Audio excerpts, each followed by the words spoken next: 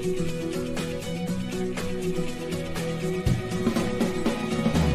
have two eyes, huh? Do you understand the game a bit? Yeah, have a look. I'm not saying anything to you in particular because I know you're not too accurate with your reporting. That's what you paid so you're for. Saying I should resign. So you're saying I should resign? I think that's your opinion. Is that right? That's my opinion. Fine. Are you going to resign then? No, of course I'm not going to resign. I simplify things next time. Welcome to TNC. What a show we have for you today. I'm your host, Nick Stoll. Joey Lynch is with me. And look, this edition of TNC, I know I've said it before, it's an espresso edition. It's going to be short. It's going to be strong. It's going to give you the kick you need for your weekly football index. Joey told me to introduce this not as a Mega Powers show. That's as me, Dante.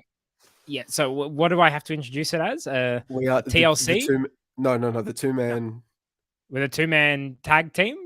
With a two-man power trip. This is a two-man power trip edition of the national curriculum. Nick Stoll and Joey Lynch. Okay, please comment if you're listening, if you're watching, if you know what two-man power trip is. I don't know. Me and Joey legally married now. I have no idea what this kind of means. I have a partner that I think would be a bit concerned with that. I don't know whether we're in some kind of binding agreement where, if I die, Joey dies. You or either way. Nick Stoll. Oh, Jesus. What is this? What reference is two-man power trip. We're going to get on the air. Okay. And talk about absolutely nothing for 20 minutes. Paul Turner's right. Already wasting time. I've said it's the espresso edition, and it is. We're going to get right into everything. Toros. By the way, keep your comments coming in. This is why we do the show. Surprised you're not in your life jacket, Nick. Does anyone understand that reference? What is he referring to there, Joey? That's a puffer jacket because he lives in Melbourne, a much colder climate, a much suboptimal thing. My girlfriend's just handed me a note that says, tag team sounds like a sex thing. So I don't know. Me and Joey, we're close. Maybe not in proximity, but Joey, hey, I've seen some photos of Joey looking good for corporate events, and hey, we're in Rome. Run the memes, good friend of the show, family of the show. Late TNC is football culture. That's absolutely right. Edmund, our young, makes the point. Edmund, you made a horrible error there. You've said espresso edition. It's espresso edition, under 3 hours. And just to get annoyed at the fact that you've said espresso edition, we're bringing in our resident Italiano. I was going to say benvenuto. That's Spanish. Benvenut. How do you say welcome in Italian? Benvenuto. Benvenuto, Nick Dabano. Come stai? I'm just checking my gain because Joey did the look like my gain's really loud. It wasn't quite intro to Back to the Future explosion. Yeah. But it was close to that. I was like, I'm sure my gain's not too high. Yes, benvenuto. Sorry for running a little bit late. I had other commitments with the other football codes, so I only just got home from the MCG. It's been a long day, but great to be here. Stoll, it's good to see that you're above water and you're not completely flooded in up there because it seems a bit chaotic up in Sydney at the moment. Well, Toros has also made that point. He says, isn't it flooding in Sydney? So that's what his reference is too. Toros, it is flooding in Sydney. Shout out to all the people near the Hawkesbury River where it is flooding, and I feel bad for them. But I live in Surrey Hills, on the top of the hill. So I make sure that when global warming comes, the sea levels rise, I'll still be at the top, my friends. As I don't own this place, I'll probably be kicked out and I'll be swimming with the rest of you. But it's the hey, look, we're going to get into the Matildas. We're going to talk about that. We're going to talk about Teflon Tony. Nothing sticks to him. The game against Portugal. We're going to talk about A-League women's expansion. Great news for the league. Great news for the game. We're going to get pumped up about that. Ante and Josh, you might be wondering where they are. Look, Josh is at the theatre. Shout out to him. He's seeing 6. We're going to get a review from him next week. And Ante, look, he's with the aliens. We don't know. He's not saying anything. Bazanic's gone down to the Wanderers, so they had to take one back up. And Ante, I think, is who they've taken up for now. But we're also obviously going to talk about what Jesse Jenkinson has brought up. Is Ninković the biggest heel turn in the A-League? Now, first, Jesse, that sounds like a wrestling reference because what the heel? Why you guys say heel a lot, and I don't think it's because of Achilles heel. It's Stoll. Yeah. Heel is not just a wrestling term. It's a term for all pop culture, but obviously it's originated from wrestling. Heel, like you're the villain, but like turning heel. Why the heel? I don't know the exact Was origin Achilles of the heel. original villain when he shot the Well, image? isn't the Achilles heel like your number one weakness? Like, with Achilles, and that was It his was- weakness. It was Achilles' number one weakness, which, to be Yeah. honest with you, they weren't creating the ultimate god. Why Yeah. not just fix the heel? I don't know. No, well, what that's about. it's called the heel term because it's when you're a good guy and you turn bad. Like, it's the good side to the dark side, and face turn if you're going the other way. So that's the way to kind of sum it up there, Stoll. Welcome. I So like there's it. the binary. It comes from Spanish slang referring to a contemptible person. Really, I like Yes. that. Wow, In a lucha contemptible libre, person. it's a rudo. Really, in contemptible person in Spanish, my understanding is they are an hijo de puta, but that's another thing. Look, Neil Simon says, watching from the Emirates Stadium tour, this is the levels we go to national curriculum. Well done. I love international viewers. Wherever you are on holiday, I want you to tune in to TNC, just like I will be doing in the next 3 weeks. I do apologize. I will be in multiple parts of Europe, but I will try and tune in for at least a few minutes every week. Joseph Cercone, is that what we're going with? Cercone. Joseph Ciccone says, losing touch with the common man here, Nick. Oh, my friend. I wish I could lose touch with the common man. I've been trying to lose touch for years. Can I have a shout out to Joseph? Yeah. Because the effort he went to for the Balotelli comparisons during the week were just sensational. Like, genuinely, like, that warms my heart that TNC is having that impact and you guys are enjoying our content that much that you're going to those levels to back up your argument. That's what we want. We want to set the discourse. So when you see your friends, you say, yeah, well, you know what? Balotelli's a 9. And then you get in an argument like Joey and I get into an argument and it becomes contagious. And there you know, TNC is a hive mind. It spreads. He's also not a 9 to anybody that's name doesn't end in a vowel. Joseph, you were our, and not Joey Lynch, Joseph Ciccone, you're our viewer of the week because you fought the good TNC fight. All right, you were in doing your own vain, but he research. fought it in vain. Yeah, look, doesn't matter if you disagree with us. I don't care. But if you keep spreading the TNC universe out to the world, I really appreciate that. I think that's amazing. I love when people are commenting on the Wanderers like signing Bozanic and saying like this proves nothing, UFO emojis. That's incredible. I love that these stupid things that we say and the smart things we say, because we do combine the both. I love that they're spreading out into I saw someone on Reddit they go, the Newcastle Jets were box office or they just called them the box office Newcastle Jets. TNC, baby. That's a TNC-ism. Hey, how about Optus as well on their socials? But they said called it for Sydney FC. But anyway, we should probably get to this signing that we're all talking about. Joey is the one who's hurrying us up. Okay, all right. We'll get quickly to it. Just a quick couple more comments. No Jukic, no party, as we've established. Look, Ante will be back. He's not gone forever. I've spoken to the aliens, and they're going to let us loan him for at least 1 or 2 episodes. We just don't know exactly when. Torres said, I heard Ante brought a secondhand microwave, not losing touch with the common man. There's so many comments coming in. Heel is Rem for turncoat, blagged, etc. And then, look, I'll be honest with you, the comments aren't making a lot of sense to me tonight. Cruyff did play for Ajax and Feyenoord, so Met. Don't know what you're talking about, Edmund. Well, what are we talking about here? Is this the Dutch football? Well, hey, the Dutch football curriculum shaped the Australian football curriculum. So, hey, we need to have our shout out to our overlords over in Holland. And look, I'll be honest with you, as a massive Barca fan and a big Cruyffista, you can bring up Cruyff any single time, and I'll believe it's worthy. Lazar11 says, on a totally non-football topic, vamos Kyrgios. That's exactly right. That's exactly right. Vamos stand sport, isn't that right, Nick Stoll? For Exactly. the great quality that they produce for the Wimbledon tournament. And also, you can watch it on Channel 9 if you don't have Stan Sport. But why would you not have Stan Sport? It's such a good product. The Champions League, all the stuff that I produce, amazing. Hey, we want to give a shout out to any long-time listeners, first-time commenters. Hello, TNC, long-time listener, first-time commenter at OzKitNerd. You know who that is? That's the famous Adrian from the 2 games that we had over in Qatar. Well done, Adrian. Thank you so much for your service in Qatar. Thank you for joining in. Welcome. Yeah, absolutely. Get us talking about kits because 'tis the season. Joseph says bonus point. My girlfriend now calls it a league. Yeah, spread the. You know what? Someone said to me today. I was having a coffee with someone, and I was like, "Oh, what about this player?" And they go, "Yeah, but NRI. It's all about NRI." And I go, NRI. This is spread. This is Okay, spread. we've been going to almost 10 minutes. We should probably get to the high NRI signing with Western Sydney Wanderers. But Jesse Jenkinson asked a good question. Hope Nick is coping well after the Pucciarelli departure. We'll talk Man, about you- it. We'll talk about we'll it get to later, it. Jesse. We'll get Jesse, to we'll it. talk about it later. Yeah. Stephen Paletti, they say, can confirm it's flooding all over Sydney. I'm in Camden at work and delivering pizzas is a pain with all these roads. Man, who's ordering pizzas when it's flooding?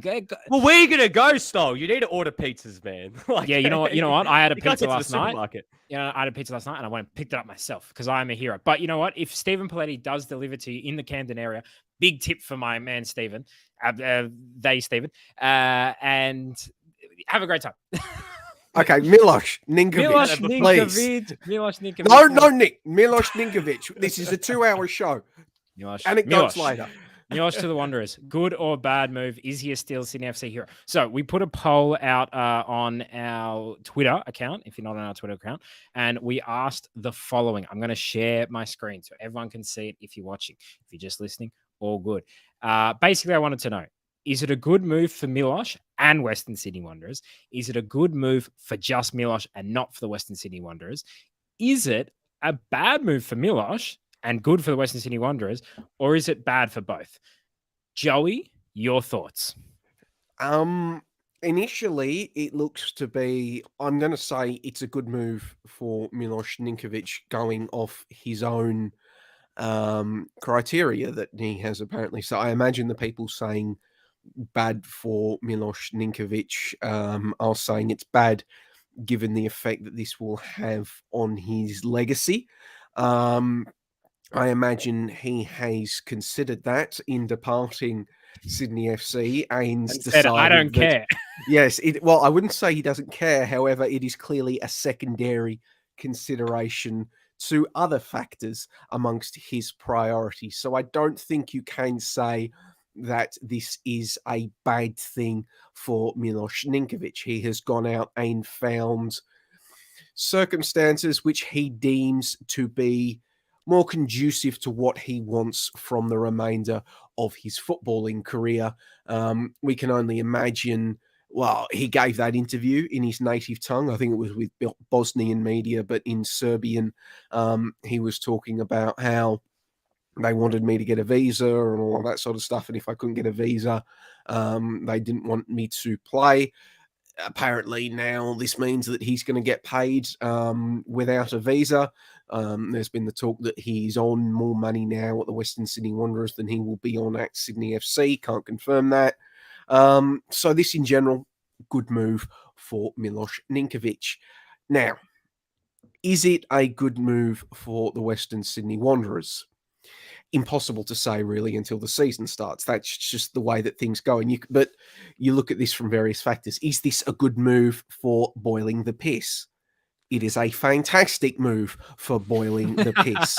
You can talk about, I can say, I'm not sure how much spice this will really only add to the yada, yada, yada.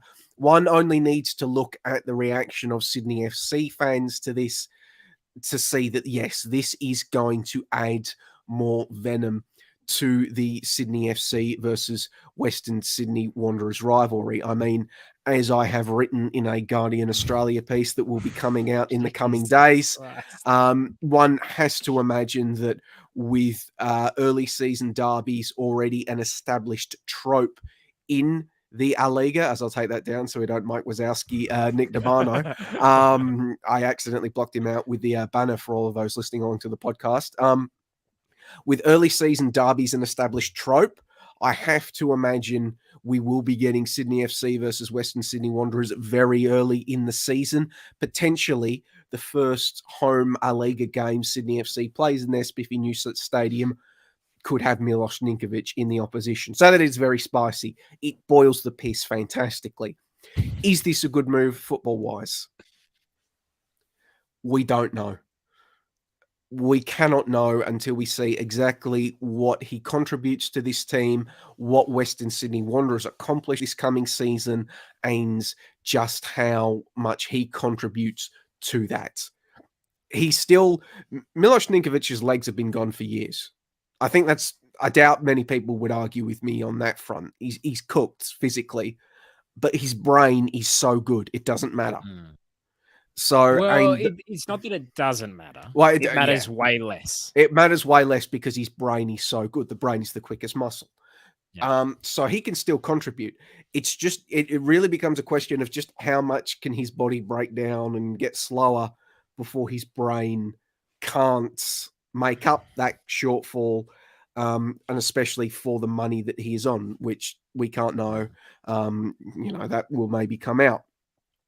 So that is the big thing. Like from a pure football's perspective, Miloš Ninković is not washed. Like as long as his brain Got a works, bit of water on him. he's got a bit of water on him. As long as Miloš Ninkovic's brain works, he can't be washed. Like it's not a case of Newcastle Jets signing Trent Bahagia, his pace goes and that's it. Like it's just a question of how long can his brain mask all the other shortcomings, and do the Wanderers succeed in this? Because I think I'll just say it now. I'm going to say it through every season preview. Western Sydney Wanderers have lost the benefit of the doubt when it comes to rebuilds. I'm tipping them to miss finals until they actually make one.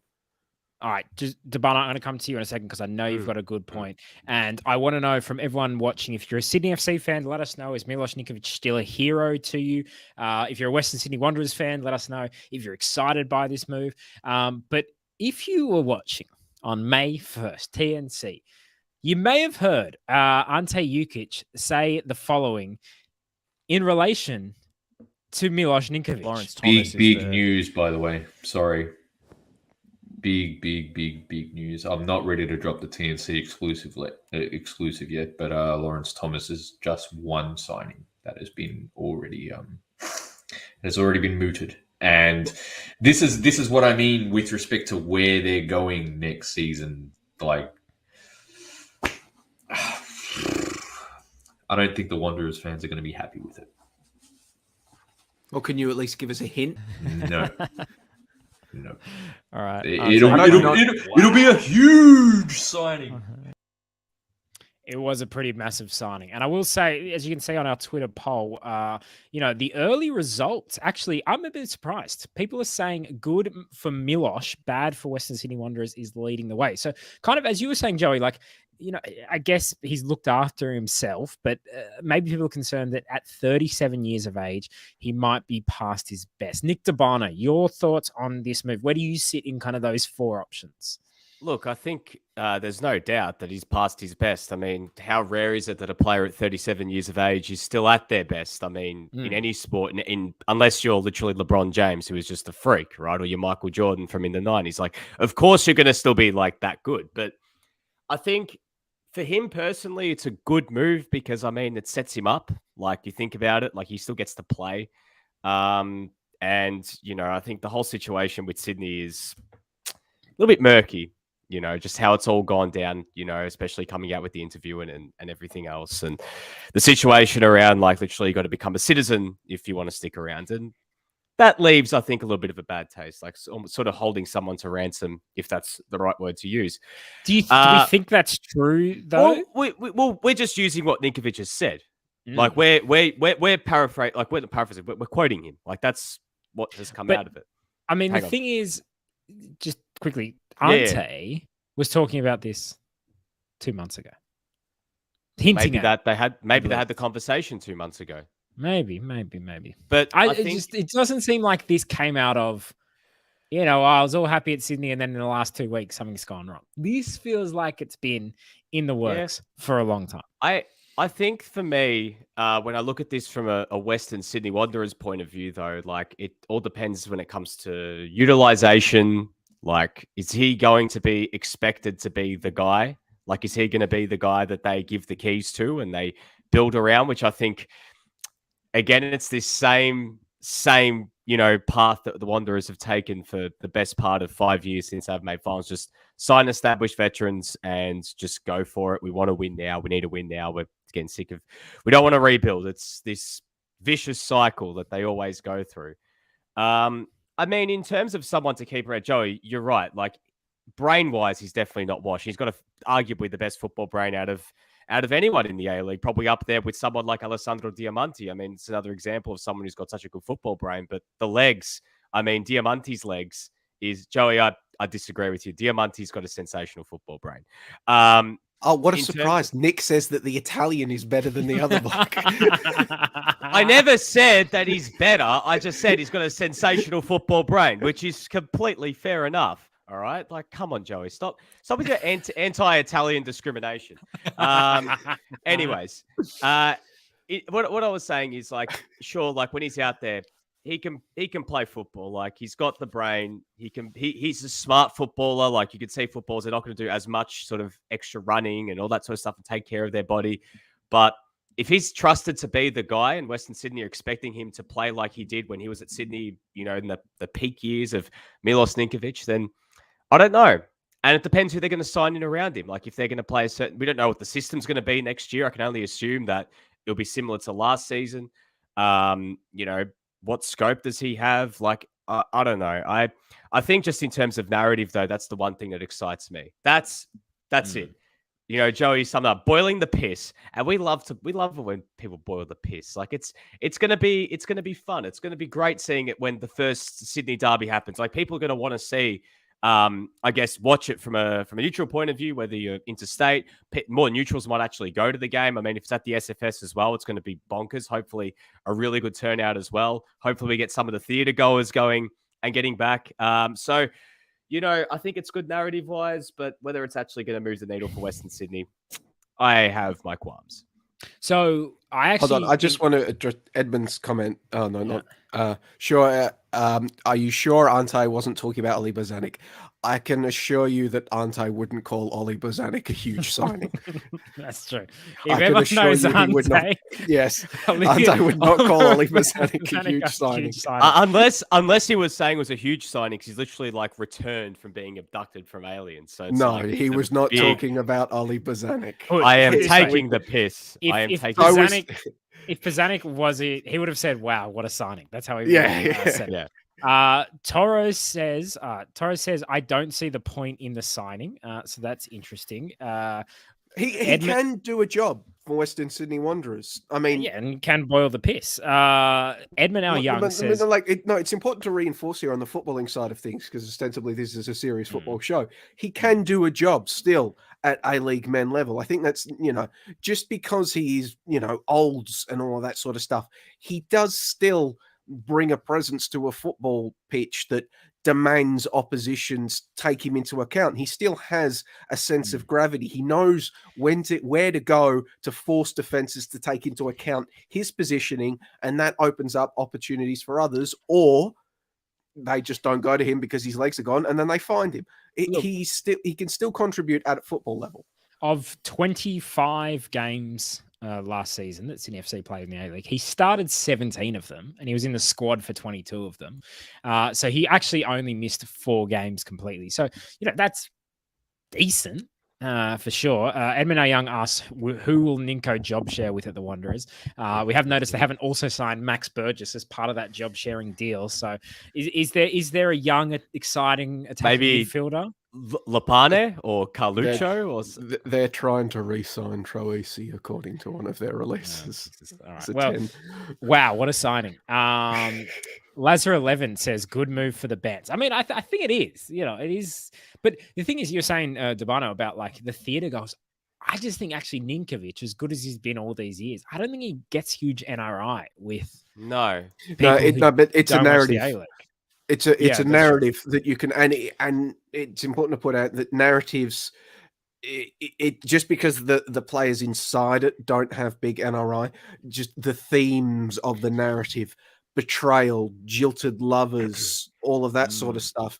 At a base level, these are narratives which appeal to the public. So if you're able to market the storylines correctly, at least for the first few occasions, it shouldn't matter that Miloš Ninković maybe doesn't have big NRI in the public, because at a base level, you can write a story there which gets to the heart of, you know, tropes and storylines which the general public will connect with. You don't sell it as a football match. You sell it as, you know, betrayal, the favorite, the prodigal son, that sort of thing. It's What you're biblical. doing, you're getting a preview of Joey pitching his editor, and this is how he gets so many stories in the Guardian. And ESPN. Joey, the wrestling fan, just completely coming to the fore here, like talking about narrative and storyline. I love it. I mean, I was thinking about Shakespeare, but yeah, go ahead. Yeah, well.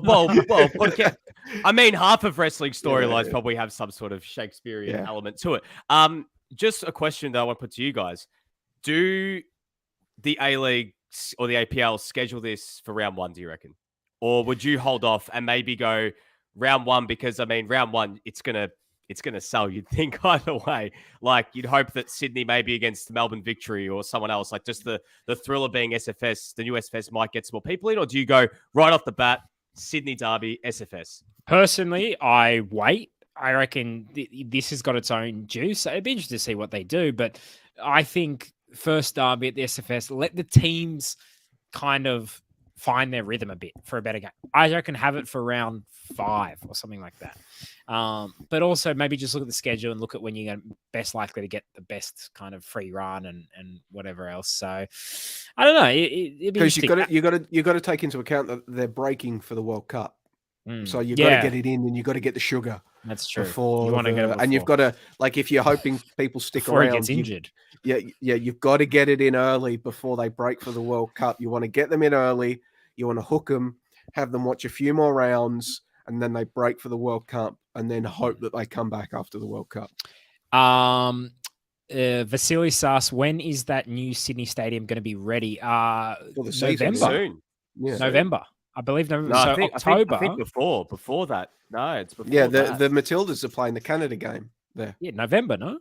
No, so September. second of September. Yeah, 2nd of Right. September. Yeah. Sorry, that's my bad. September. Oh, yeah. And then So the Sydney October. resident doesn't know when his new stadium's opening, but the two Melburnians do. It's so close to my house. I can't wait to go. Ivan Stragan says Ninković to Western Sydney Wanderers is like Schmeichel to Man City 2.0. That Gary Neville moment in the tunnel. I get what you mean, but it's not because it's direct. It's actually kind of more Luis Figo from Barca to Real Madrid. And Luis Figo was one of the best players in Barca's history up until that point. And then the second he went to Real Madrid, snake, he got the pig's head. He's dead to us. So I wonder how Sydney FC fans are going to react because he's their best player ever. Look, this isn't best ever levels, but just talk about betrayals. Is this going to be like petty Çalhanoğlu into levels that if, Sydney FC have a really good season and then we're going to see Ninković posting photos like before the derby of like an edit of him in a Sydney FC jersey and him in a Wanderers jersey, like playing against each other. And then he's going to come out on Italian radio or Australian radio and say, well, me and such were best friends, but now, I live rent free in his head and they're they were lucky to win the title. I don't think Ninković is going to do anything like that. Question. No, well, let me just say this because I looked this up for my Guardian piece, but I couldn't get it past my editor. What? You can buy a pig's head in a Sydney butcher for around a tenner. Oh, do it. Sydney FC fans, please. All right. I would not usually encourage objects being thrown onto the field, but everyone get pig's heads. Where the hell do you buy where the hell do you buy a pig's head? Artie's Butcher. Artie's You make them like you make on Crown stocks or Street. soups with them, Nick. Sydney FC fans, Only listen buy to like me. carcasses. From Central Station, Yeah, from just Central good. Station, You you need can offal walk and to the new carcasses. SFS. You can walk to the new SFS. There's a brilliant butcher, this Turkish guy, Artie. It's the best butcher in all of Sydney. He can look after you, my friend. But anyway, I just want to know: is he going to be booed when he goes and plays? Oh, he's going to be at Sydney booed. FC? He's going to be booed. he's 1,000% going to be booed. 1,000%. Yeah, if he'd signed with anyone else, he wouldn't have been booed. Well, if Sydney he'd signed FC with Victory, fans. if he'd signed with, there were only 2 clubs he could have gone to that would have got him booed: Victory or Western Sydney. Okay, He signed booed. Is with there one of them. any respectful applause? No, No. Is there he gonna... shouldn't be. Show There some shouldn't be. spine, Sydney FC No. fans, and No. boo the shit out of him. And get I a pig's think- head. I think there'll be like not a 50-50, but I reckon there'll be like an 80-20. There'll be your 20% of Sydney fans that'll be like, you know what? I recognize him for what he did at Sydney. I'm going to clap. And you'll see them All come out on Serbians. Twitter and say, and be like, guys, why are we booing him? He's a club legend and everything like that. No, that's for the third. That's for the second or the third derby, not the first derby. Show some spine, Sydney Well, fans. I don't It's think also- I don't think he'll celebrate though if he scores. He will not celebrate. That's one thing. Oh no, he won't. You know what, But they should boo him Miloš? anyway. Here's my advice. I reckon you ham it up before the derby. You talk all kinds of smack, and then you score, and then you celebrate. You kiss the Wanderers badge, and then Sydney FC fans, you throw the pigs' heads. This is what football needs to be, people. Blake Hampton says Miloš walked so Max Burgess could run. That was often the That's literally yes. The Homer legend, one of our most prolific commenters, says, I'd like to see round 1 at the new Allianz be Sydney versus Victory, then Sydney W round 3. Not a bad shout, also because the very first game that Sydney FC played at Allianz Stadium back in the day was Sydney FC versus Melbourne Victory. So it'd be a nice little call back. Or maybe is it Sydney MacArthur and that the Dwight York element. Vasilis says he's in Del Piero time now. The Homer legend has even better, Sydney versus MacArthur round 1, Dwight York homecoming at Sydney FC, then Sydney W round 3. The Homer legend, mate, APL needs to call you up. You can do their scheduling for him. Edmund, our young asked, did Ninko even start 50% of Sydney FC games last year? We said that. Yep. And there's so many comments coming in. Artie the Butcher rocks up, but 500 pigs heads for the Cove. Yeah, I think so. I don't know. Maybe more butchers should get involved. Blake Hampton, pigs heads the same price as lettuce. What a time to be alive. Amazing. Comment of the day so far. Jack Pantelios makes a good point in regards to Bozanic. No one has publicly cited Bozanic yet, so let's not get too. He had an announcement video with Western Sydney Wanderers. Yeah, but CGI these days, Joe. Yeah, exactly, mate. Yeah, there's deep fakes. We should get back onto serious points because poor Taryn's been waiting for us. All right, we will in a minute, Taryn. I just want to say, Adrian, the expert on kits, Sydney FC fans be throwing away their Ninko kits. What do you guys think? Are we going to see a burning? Are we going to see a kit burning? Are we going to see like a Cleveland when LeBron went to Miami and they're just going to go on the street and just burn his jerseys? You hold on to them because in the event that Ninković crashes and burns as a Western Sydney Wanderer, they fall apart as a club with him there. You wear that because not only is it a reminder of all the good times you had with him, it's also now a reminder of Western Sydney Wanderers stole him and couldn't do anything with him, and it destroyed, and it was a disaster. If he does badly, everyone will say Ninković, secret agent. Ninković, what a Sydney FC legend. He went there and stuffed it up. Exactly. And as our friend, the Brain Thinker, said on Twitter, he replied, "Good for Miloš and should be good for Western Sydney Wanderers. But if any club can make Ninković worse or become worse with Ninković, we can." And he's got the Homer Simpson, the stone cutter. We can. Look, loyalty versus betrayal. Paolo Retro v Ninković. Talk about narratives. Jack Pantelios is all over it. Edmund, our young Western Sydney Wanderers is the new Sydney FC with its quota of old players. Ninko, Ollie, Rodwell, and Troisi. I think they're still unconfirmed. They're trying to re-sign back. Yeah.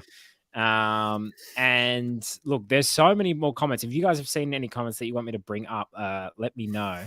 Jack Pantelios, announcement video is nothing, Joey. We need physical proof. Let us know in the comments if you have seen Bozanic out in the flesh. Nick, you know what you've done now. Some tryhard Sydney FC fans thinks they're an ultra is going to actually go through this now. Man, it's a pig's head on the field. I mean, I'll probably collect them and eat them later. You put those with a nice bit of olive oil. You make a salt, you make a soup. It's delicious, especially if you get them from Artie's Butcher on Crown Street. All right, I'm just gonna give them. Hey, they don't even like. Are you trying to get a sponsor for us though? If you are, sensational. But look, the amount of money that I give Artie's Butchers every week. All right, don't worry. No, ESPN and Walt Disney famous for their love of small business. Yeah, exactly. Hey, speaking of delicious things, Stephen Paletti, they are delivering pizzas in Camden. Stephen, let us know if you want to put the name of the pizza shop in there, and then people who are watching can call and get deliveries, and they give you a tip. All right. If you don't want to do that, that's fine. Let's move on to the Matildas. Because we have a special guest, Taryn Hedo. Welcome to the show. Taryn, I want to know, Tony G, in or out? Let's just get into it. Go. Hello. Lovely to be here. Very affectionate greetings. That's probably a rather large topic. So, I mean, let's take a step back and look at what's just happened right in front of us. The Matildas, they played the Portuguese in the second friendly of their international window after being hammered by the Spanish. And from a results perspective, they managed to stem the bleeding. A RBA, 1-1 draw. Results-based analysis. Yes, Nick Stoll. Princess Sabini equalising for the Matildas, scoring her first goal since the A-League women's season. She received a call-up without scoring a single goal in the NPL New South Wales season, but she's on the score sheet for the Matildas. Great, RBA analysis, great for her. First goal in a national team shirt. But before we get to the ramifications and the broader discussion around Gustafsson, Taryn, what did you think of the actual game itself? I'm thinking maybe that first half, that press from the Portuguese maybe gave us a few things to think about. Yeah, the game itself was the first 30 minutes we were all at sea. We were absolutely nowhere. And I think I love Katrina Gorry at 6, but it's not a solution for every game. And it's not a solution, I think, when teams are pressing us like that. Because she didn't play very well. I think there was one of the better opportunities Portugal had was a misplaced pass by her, which hurts me to say. I don't like saying that, but it was. And we were just not able to play out at all. Like it was quite bad. But in situations like that, generally they're not going to be able to do it for 90 minutes. So results-based analysis, if you can hold on for those 30, 40 minutes, I think back to the A-League Women's Grand Final. I think Sydney kind of did that for sort of 60, 70 minutes and then weren't able to do it for the whole game.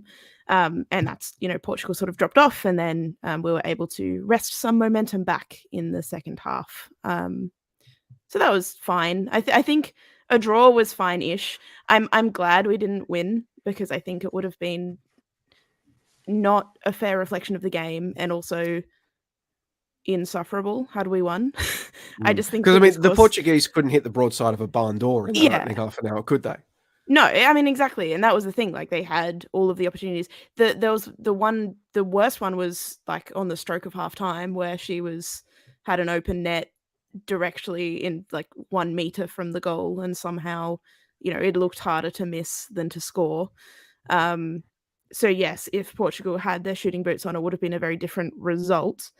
But in terms of performance, yes, it was better. It was a better performance in the second half, not the first half. But at least we learned something from the first half. We learned that we need to deal with the press better and probably not have Gorry as the deepest midfielder in that situation and etc. But yeah. We're doing a lot of learning. We're not doing so much improving. Well, yeah, I think 16 months of lessons. It's important to note, I think, when you're talking about the Katrina Gorry being deep pressed, when she is being pressed hard as the 6 like that, what becomes really important is that the midfielders in front of her show for the ball. And we've established that that's not really the strength of a lot of the Matildas midfielders and forwards. They'd much rather be playing on the shoulder and, must run fast and get onto balls in behind rather than show for the ball to feet. So, I think it's much more systemic than not to try to attack you, Taryn, or anything, but just to build on your point more, I would say it's not just that Gorry can't play under a press. I think she's capable of doing it, but she needs help. She can't, she's not, the Messiah. She's just a very good midfielder, to paraphrase Monty Python. So she does need players showing for the ball and helping her out and release valves and all of that sort of thing, which I saw. And I also think I thought it was quite noticeable that even after the Portuguese press eased off, I think they went down another gear when Jessica Silva went off early in the second half, about 9 minutes in.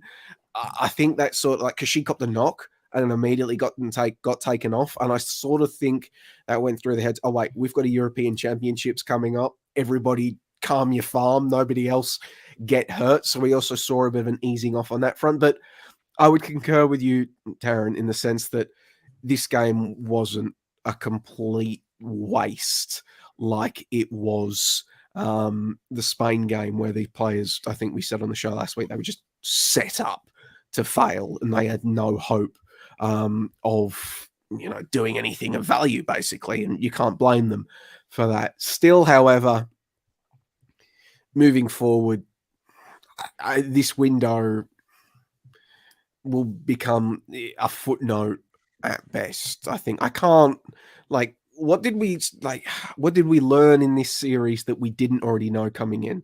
We already knew Gori was good. Probably already knew that Tegan Micah was the number 2 to Lydia Williams as the number 1. All right, Charlotte Grant, maybe we've had that now reinforced in the absence of Ellie Carpenter, that she's the go-to now at right back. I'm not sure why we experimented with Charlotte Grant in the center of defense, given that she's never played that position as far as I can tell at club level. But, so her on the right side of defense, so like that. Emily Gielnik, can do some nice things, but how often is Emily Gielnik going to play when all the players come back? So it's sort of, it just comes back to me again that this entire window presents as a missed opportunity undone by a lack of forward planning. I don't take issue with the Stars being rested if in the name of load management when they genuinely need it. I take issue with why wasn't there a long-term plan to make sure they didn't need it right now. I mean, do you think we learned anything new in this series, Taryn? I think if it's backwards, right? Because in my head, I'm kind of like, well, if we'd have played Portugal and then I don't know, I'm trying to think of like an equivalent team off the top of my head, and I'm failing. Portugal and equivalent in Europe, and with a kind of with the squad that we had, you can learn something from that maybe, but then that's counteracted by the fact that a lot of these players are Australian based, and so you're flying them from Australia to Europe. It sort of seems backwards, as we talked about last week. Whereas in the previous window, we're flying everyone back from Europe. This window, we're flying everyone from Australia to Europe to play these games. Obviously, the Portugal game is probably more the level, but of course in bringing all of these players in, there was a fair amount of criticism heaped on that, which I think Joey wants to make a point on now.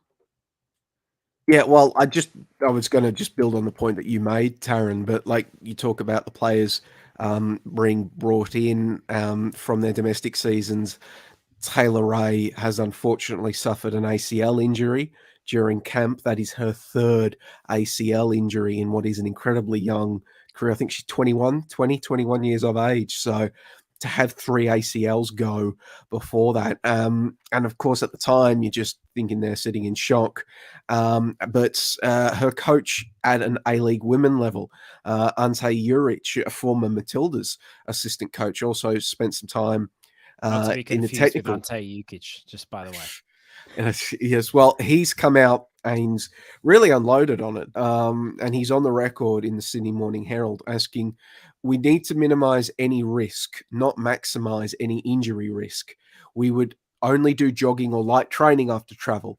We wouldn't have a full session like I heard that was. He's referring to the fact that it appears that Taylor Ray has injured her ACL after an hours-long bus ride from Spain to Portugal and training that night.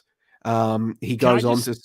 Sorry, he just... I'll defend the bus... Or you go, but I'm going to defend the bus ride. Okay. Well, he then says a lot of these girls had an A-League season straight into NPL season. They haven't had a break. The welfare thing, he says, referencing the decision to rest the Stars being under the guise of welfare. I don't know. It just sounds like a word they use. Did anyone contact NPL clubs in regards to their training loads? Were their loads sent out, games played, intensity level of trainings? And I should point out here that Football Australia has strongly denied the claims of Ante Juric, has said that they screened players from their arrival into camp and said that players were given scope to stretch their legs during the 4-hour bus ride, and that the decision was made to train that night so players could get a proper night's sleep in the name of rest and recovery. So on the bus ride, they were in Huelva in Spain, which is right on the Portuguese border, and it's about a 3-hour drive from Huelva to Lisbon, where they play. No, they've said it was a 4-hour drive, Football Australia. Okay, 4-hour drive. They hit some traffic. They went the wrong way. They were playing in the north. All good. Everyone's going to stop for a pee break. We get it. Well, it's 4-hour drive. It's not that bad. 4 hours in a car in a thing. You're not 16, right? The other thing is what other options did they have? There's no train that goes directly from Guelph to Lisbon. They could have gone back to Seville, which is another hour the opposite way. Then you get on a plane from Seville to Lisbon, which I'm not even sure is a direct flight. So you might have had to go Seville, Madrid. I'm just planning my European trip at the moment, so I'm well aware of the best ways to get around. I don't think the issue is with the. I don't think the issue is them taking a bus. I think the issue that Ante Juric is taking is that they trained the evening after the bus ride rather than waiting until the next morning. Yeah, it was fair enough. That's right. But the issue is the coach. Let's get on to the coach. All right. That's what everyone wants to talk about. But you do need to go back to this point, Nick, because it does say something. Ante Juric's point surrounding the welfare thing is a salient one, I think, and it is something that needs to be reinforced and asked out of this, that the players were rested, the stars were rested under the guise of player welfare and looking after their needs, and now we have a terrible... I must have upset Nick DeBarno. He's dropped out, or somebody turned on the microwave. But now we have a situation where a young midfielder has undergone the terrible thing, third ACL. She might never be the same again.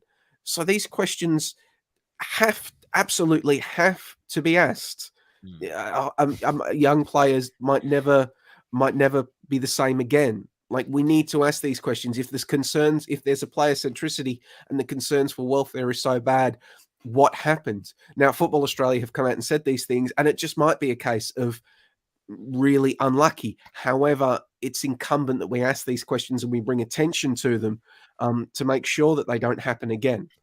That's true.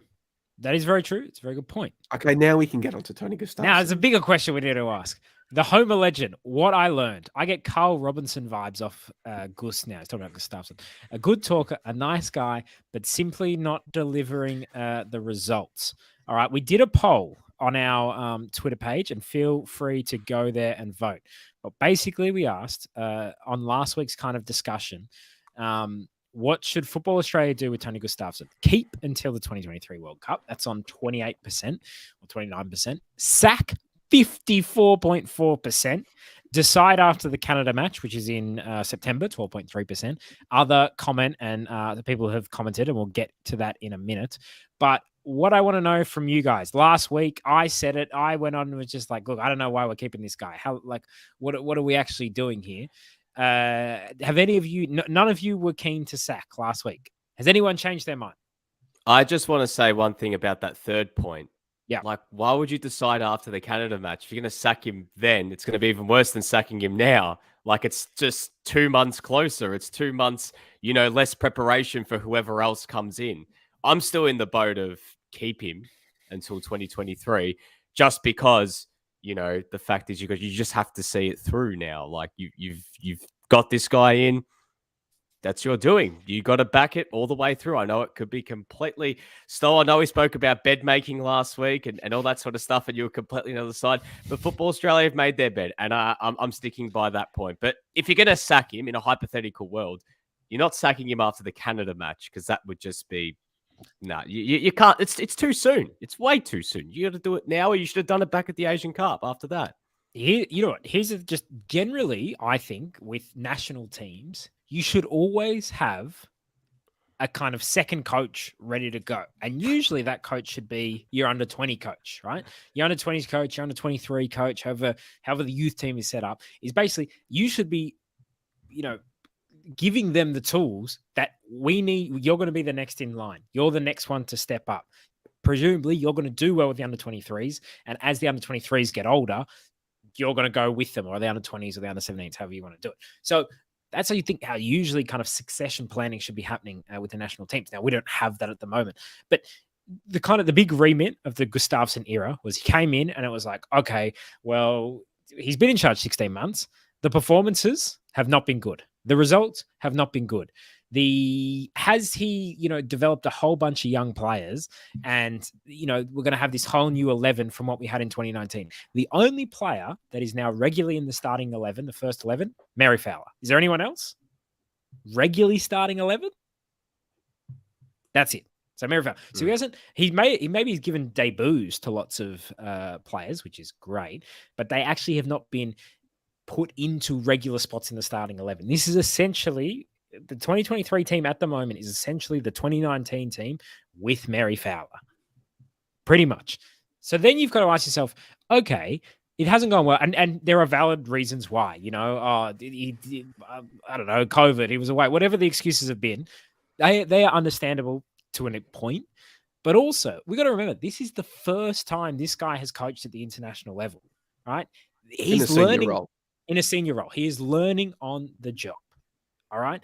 Are we willing to risk our best ever and the most important World Cup we're going to have in, at least at this stage, probably ever in our lives, on this guy who is learning on the job, who is having his first ever international senior football coaching role? And by the way, if he was killed, if all the jobs he's had before, oh my God, this guy's amazing. This guy does incredible stuff. We just need to wait for his magic to kick in. No, there is no magic. So what are we waiting for? 56% of people are right. Let's sack this guy. Thoughts? Well, I mean, Taryn, do you think, for me, and I'd be interested to get your thoughts on it, Taryn. Not me. Well, we just had your thoughts. Oh, well, well, because I'm keen I'm a legend says so. I'm keen to have the two Nicks and Taryn lead this conversation because I have a giant piece expressing my views in ESPN that went up this week. So, I mean, Taryn, Gustafsson, is he doing a good job, or is he doing a good enough job, even taking into account the circumstances? No. I think my big resistance to this, and even after the Asia Cup, my big resistance to this was who comes in, who makes it better, who improves the system, who does that.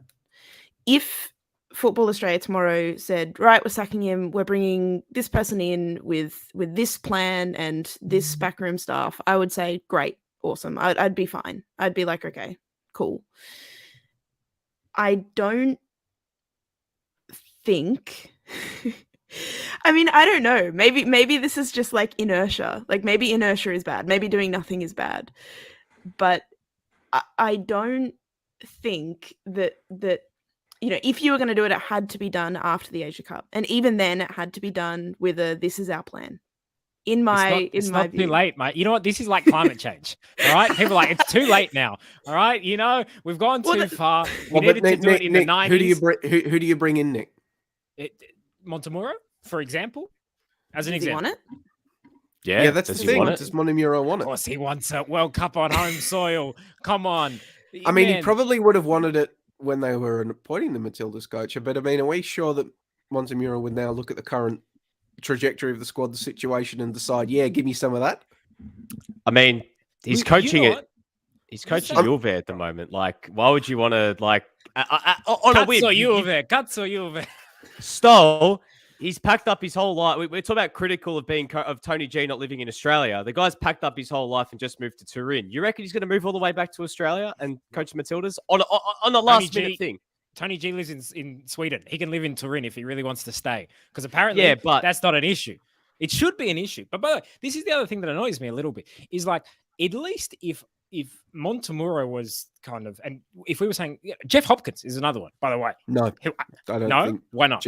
I don't think Jeff would do it. Man, since when did this become the poison chalice that no one wants to touch this? Well, for one thing, Jeff is Welsh, so it's not like he can be recruited with patriotism.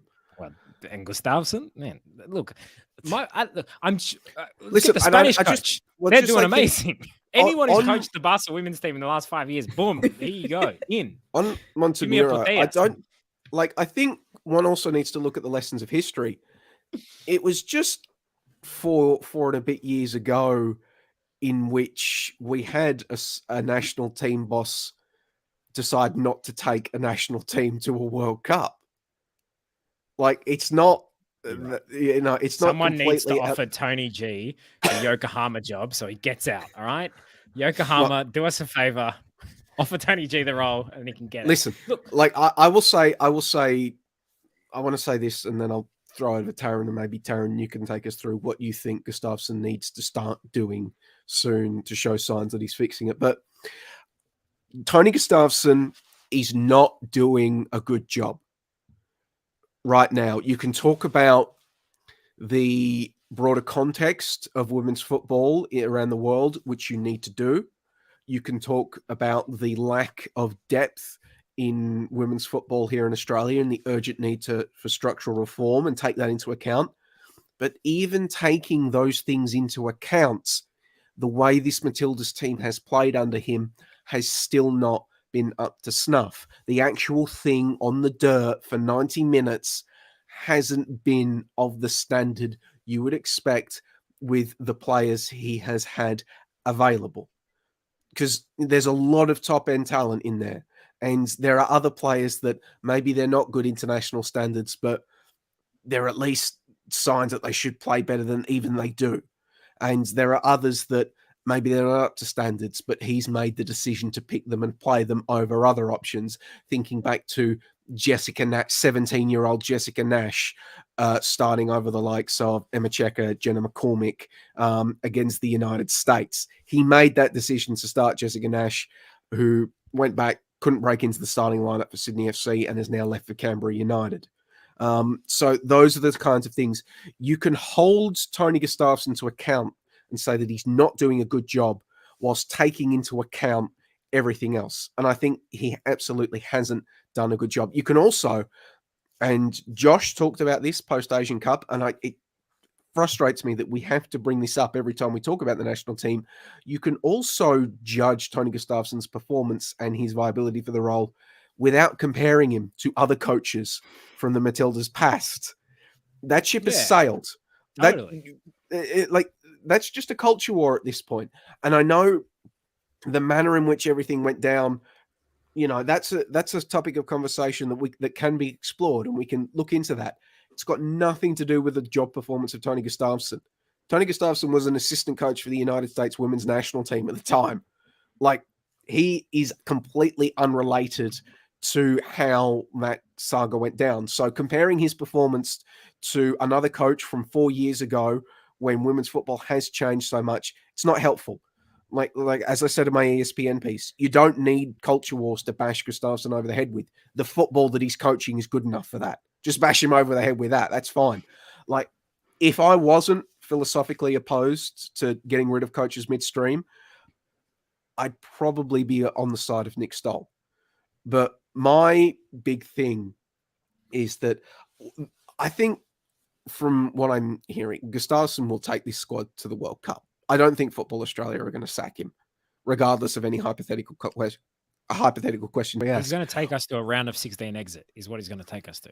Which isn't what we'll get to. Brian's question after Taryn's talked about what needs to improve. We can get on what should be a target for the Women's World Cup. But what I think the conversation doesn't even need to be the sole focus, but what I think people really need to start asking the question of is not just should Tony Gustafsson stay or should he go?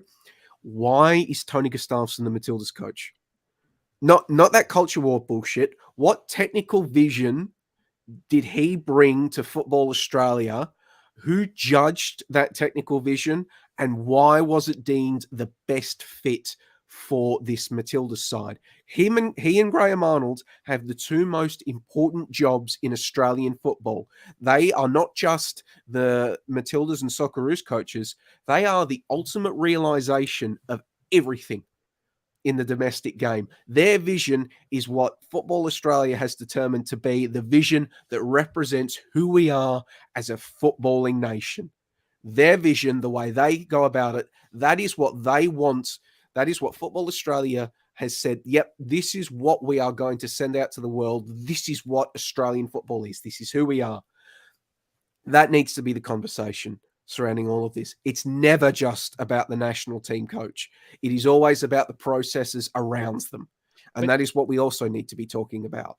It doesn't need to be the sole focus, but that also needs to be the conversation. It can't just be about Gustafsson as a coach. For sure. But even if Gustafsson was doing well, you got to analyze why was he put in place? And Yeah, absolutely. That was my I point think about last Football week. Australia would be falling over themselves to tell us how he was put in place and why Sorry, he was put in place if things were going well. But that was my point last week about how did Spain get so good? They've been to 2 World Cups. They went out the group stage in 2015. We went to the quarterfinals. They went out the round of 16 in 2019. Now everyone's like, oh my God, Spain, how did we? Even Tony G came out and was like, guys, did you really think that we were going to beat this amazing Spanish team? I expected us to lose 15-0. I think we did great. Mate, the question should be, forget Tony G for a second. How did Spain get so good in such a short period of time? And why can't we replicate that? Just Nick a quick Tabano, comment. then Just a really quick comment on that. You're coming out and saying expected to lose like 15-0. I'm sorry. I'll say that. No. I say, but like actually say expecting to lose 7-0. He did say, I'm surprised. No. But hang on, hear me out. I didn't get the finished point. But if you're saying you're expecting to lose a game 7-0, like what kind of attitude is that going into any game? Doesn't matter what coach you are. Like, I know it's so cliche expecting to win. Yeah, totally. But Jesus Christ, if you're expecting to lose 7-0, like it's not like this is, real confidence booster for the Rezzies, by the way. This isn't, I thought you guys would get smashed. Good luck. This isn't, a State League 5 team taking on Melbourne Victory, for God's sake. Like, this is 2 teams that aren't separated by much on the world rankings. And I know that it was a B team, but you're expecting to lose 7-0. And you're coming out and saying that, like, to justify, that for me is bewildering. Like, any Taryn, coach saying that. Sorry, go on, Taryn. You're our appointed voice of reason. Say your thoughts. How does this Matildas squad begin? Like, hypothetical, Tony Gustafsson hangs around Taryn. How does he fix it? I think, like, there's a lot of discussion, okay, what is and what isn't the job of a national team coach? It is not the job of a national team coach to conjure the resources of a club like Barcelona to create a youth system to produce players for the national team. That's not, and to answer your question, Nick, that's how Spain got good. Totally, but that's for me, not, that's not a question for Tony. That's a question for Football Australia, and they need to say, okay, if they can do it quickly, because this is the other thing. Is that for many, many years, it's not like Barca's been developing women players, for female players, for years and years and years. And this is just the latest in a crop. It's very short. It's been a very short time that they've actually cared. And now they're, Putellas is amazing, incredible player. But it's not also Barca that's only the ones that produce it. Hermoso is not a Barcelona youth player. Putellas is, but Hermoso isn't. Hermoso is an incredible player. So to me, it's the coaching level in Spain at all levels is just far superior. And there's not Tony G, there's not the national team. I'm talking about your regular under 12s coach in there is just at a high level than here. But we've talked about this on the show before. This is a generational change that is going to take decades to properly fix. We need to fix. It was pretty quick in Spain. It was pretty quick in Spain because these coaches already exist in Spain. They just started sending them to the women's game. Exactly. One would argue that here in Australia, we need to actually create the coaches first before we can start sending them into the women's game. That's a longer process. But I mean, but that's one thing to fix right now in the decades ahead. We need to fix this Matildas team before 2023. Taryn, how do we do that? I mean, tangent, if you are a coach and you live in Melbourne and you want to coach Women's State 3, we need one. So the Yarra Jets, they have a fantastic podcast as well. Yarra Jets State 3 coach, message me. Get in contact. Can vouch for the fact there are almost no coaches at that level. Anyway, yes. What do we need to do? I mean, so what is the job of a coach? Is I guess where that was leading, and the job of a coach is to set a vision, to set your team, to create a style of play, to play in that way week in, week out, to see a tangible improvement. So I was thinking about this Canada window that's coming up, and looking at that Canadian national team, I would say we're not far apart in terms of talent. In terms of like talent on paper, you look at that Canada team and it is not dissimilar to the talent that we have at our disposal. Canada are Olympic gold medalists. And yeah, there was a lot of shithousery involved in those wins. And there was a lot of backs to the wall penalty nonsense that happened. They're Olympic gold medalists. And do they have do they have the talent of the best team in the world? No. But they're that way because they have played that way for a long time. They are coached really, really well. And they have created a system that works for them. At the moment, the way that we play football is not working the best that it can for us. And that's the job of a national team coach. So whatever that is, and he sees more than us. Yeah, the national team coaches. Let's hope that they know what they're doing. Whatever that system is, it needs to start now, and it needs to be consistent, and it needs to be every single window, and it needs to be the way that we're going to play in the World Cup to maximize our results. Because that's the job of a coach. It's all of this talk about I'm giving debuts to players and I'm giving you can't, a national team coach who you're not seeing these players for 12 months of the year, you're seeing them for a few windows a year. You can't develop players on your own. Your job is to create the system to maximize the potential of the team. And that's what he needs to do. I think you've hit the absolute nail on the head there, Taryn, just both in terms of how we judge Gustafsson going forward and how we can judge his previous tenure. The job of the national team coach, does the coach make the sum of the players operate at is he making the team operate greater than the sum of their parts? Basically, that is his job as the national team coach, because he doesn't develop them. And what's the answer so far? Well, no. Outside of maybe some flashes during the New Zealand series, this team hasn't operated as greater than the sum of their parts. Moving forward, he needs to demonstrate that if he's kept on, he needs to demonstrate that he can make this team operate at a level greater than the sum of its parts. So if we get to the Canada game, and another disappointing performance and another disappointing result, is everyone going to say, too late, make your bed, lie in it? I mean, mate, I was saying that I would say that the second he got hired. Let him serve as an anchor around this team and this federation's neck. However, Football Australia, if I was to predict what Football Australia would do, I don't think, like I said, I don't think they'll sack him.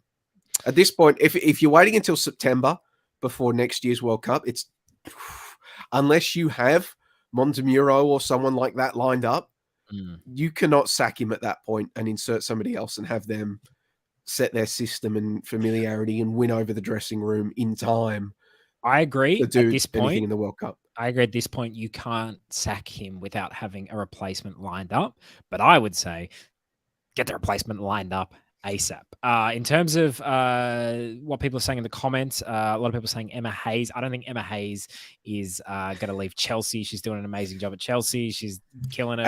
And Emma Hayes, correct me if I'm wrong, Taryn, I think you watch a bit more of the WSL than I do. Her system sort of relies a lot on the talent of their players. It's just sort of like you figure it out sort of thing. It's not so much that she makes the team operate it better than the sum of its parts. It's more so that the team's just really, really effing good. Oh, yeah. And you can prize the Chelsea coaching role out of her cold dead hands. Like, she's not leaving them. No way. Yeah. Friend of the show, Hiraldo, says, like I said on Twitter, it really should just come down to whether we can get Montemura in now. If not, may as well stay the course. You shouldn't sack coaches without a good replacement possible. I feel like we're all on that page. You shouldn't just sack out of nowhere. I just think I think if we were in charge, all four of us in different ways, I think I would be reaching for the phone already and being like, Joe, mate, it's time to come home. All right, Turin, you can enjoy the summer in Italy and then come to Australia for the summer and then World Cup.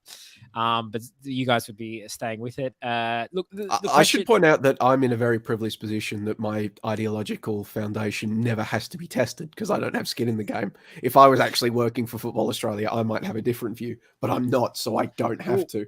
That's a good point because, I think the central question, which Jesse Jenkinson has brought up, he's saying, we will look back on years to come after the World Cup with regret if we waste the best opportunity to win a World Cup on home soil. If we do keep TG, what is a passable result? And our friend, Banega, he put out a tweet, I think a couple of days ago, asking for people's expectations. His name's Brian, Nick. Yeah, but his name on Twitter is Banega, so I give it him his Twitter name. Maybe he doesn't want to be known as Brian. Banega is a much cooler name, obviously. And then you cut his name out of the Twitter screenshot. Man, this is for the podcast people. Banega at B Banega. All right, tranquilo. Okay, what is your minimum to say? Yep, TG Tony Gustafsson passed. They had a good World Cup. Round of 16, 5.9%. Quarterfinals, 33%. The majority went with semi-finals. Wait, who on the TNC account voted for semi-finals? I'm not sure if this might Nick not Stoll. be the TNC account. I don't know. If I did, well, I believe that we should be making that should be what we should be aiming for. The semi-finals what we should be aiming for. Where do I think we're actually going to finish under Tony G? Round of 16, right now. I think this all comes down to draw. First of all, I think it's very easy to just set a goal, but if you don't obviously look at the draw, I think it's very hard to come up with a definitive answer, especially considering, you might get some more tricky teams who are ranked lower and all that sort of, stuff that comes out of it. For me personally, if you're holding a gun to my head style and you're saying, give me an answer, what's the possible? I think at the absolute, I'm talking the absolute least quarterfinals. Quarterfinals at the absolute least. And that even for me, I don't feel 100% comfortable with. Somewhere between the quarterfinals and semifinals, I'd be happy with. If we lost in the quarterfinals and we played really well and it was a tough, penalty shootout loss, maybe I'd be like, okay, randomness of that. But if they got circumstances, yeah, of course. But say they got smashed in the quarterfinals, then they're a different story. But I think that somewhere between the quarterfinals and the semifinals for me, they go out in the round of 16. That's a big, big X that goes against their name. They should be aiming, I think, that you didn't include in this. They've got to win the bloody group. That's one thing they definitely got to do. 3 games at home, 3 big crowds. You should be taking advantage of home soil. And I think even as well in the knockout games, that should also be going in their favor. So I'm not sure. I haven't actually had to look at how the draw works, but someone might be able to explain with the bracket. But if we finish second, I assume we still play all our games at home, or will there be Australia games is guaranteed to play its games at home. Fantastic. Okay. I was just double checking.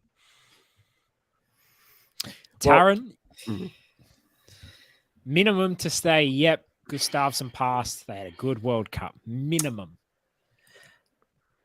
Okay, I think there's 2 different questions because I think there's the minimum, which I think is quarterfinals. Okay. The minimum to say Tony Gustafsson passed, we keep him on beyond the 2023 World Cup, I think is more than that. Yeah. I think that he would have to put together something very impressive. I think semifinals or beyond for a pass mark for him. So, I think as someone who has watched the Matildas for a long time in a World Cup, you hope that they get to the semifinals and the final. You would, sort of expect that they get to a quarterfinal, that they win a knockout game. But yeah, I think that the question about does he pass, I think that requires actually a little bit more, and I think that he's got to make the semifinals. Joey, short of him making the semi-finals or the final, I think Melandrieta leads the side to the Paris Olympics in 2024. Whether or not I'm just not sure whether or not that's his decision or Football Australia's, to be honest, short of that. Looking at the expectations of this team, and let me add another qualifier and, Taran's multiple things. Also, on a commercial basis, what is the expectation for this Matildas team? Because we have to, realise Football Australia have been bending over backwards to tell us for the past few years about just how powerful the Matildas brand is and how much money they're bringing into football and how much they're adored by the public and how brands want to be involved in the Matildas. At some point, these brands want return on investment.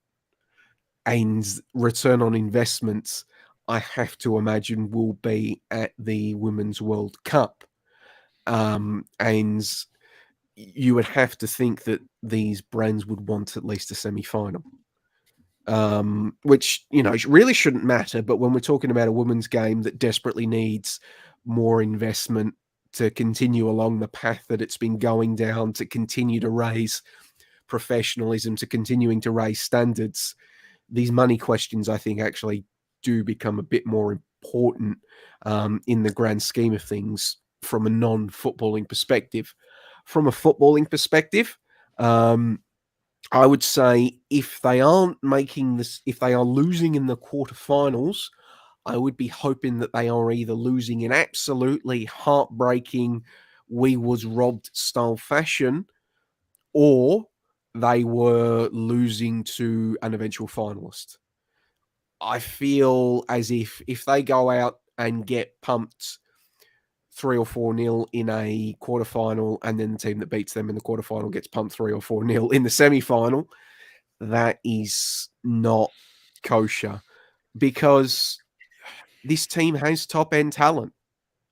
Like, this team with a home World Cup, with a partisan home crowd, in a one-off game where it's just your best 11 taking the field, no depth, no worries. Ideally, everybody's coming in cherry ripe, or as close as they can be. Ellie Carpenter's going to be struggling for form, given she's coming off an ACL. But it comes back to, if this team is being led in a manner that allows them to operate at a sum greater than their parts, getting through to a semi-final, I think, shouldn't be fanciful, with all of the inbuilt advantages of a home World Cup.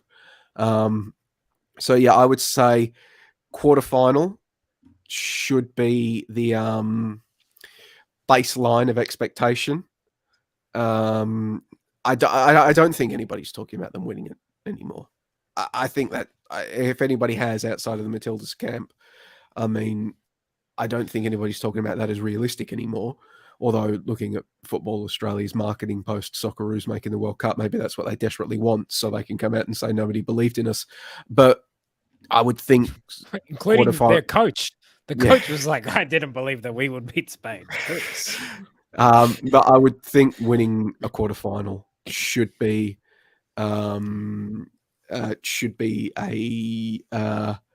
pass mark, realistic expectation. Okay, Toros agrees with you.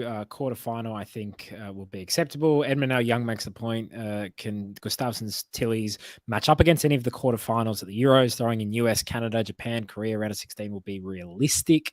The Homer Legend says, we have the best players in the world playing at the biggest clubs in the world. In my opinion, anything less than the final will be looked back as a failure.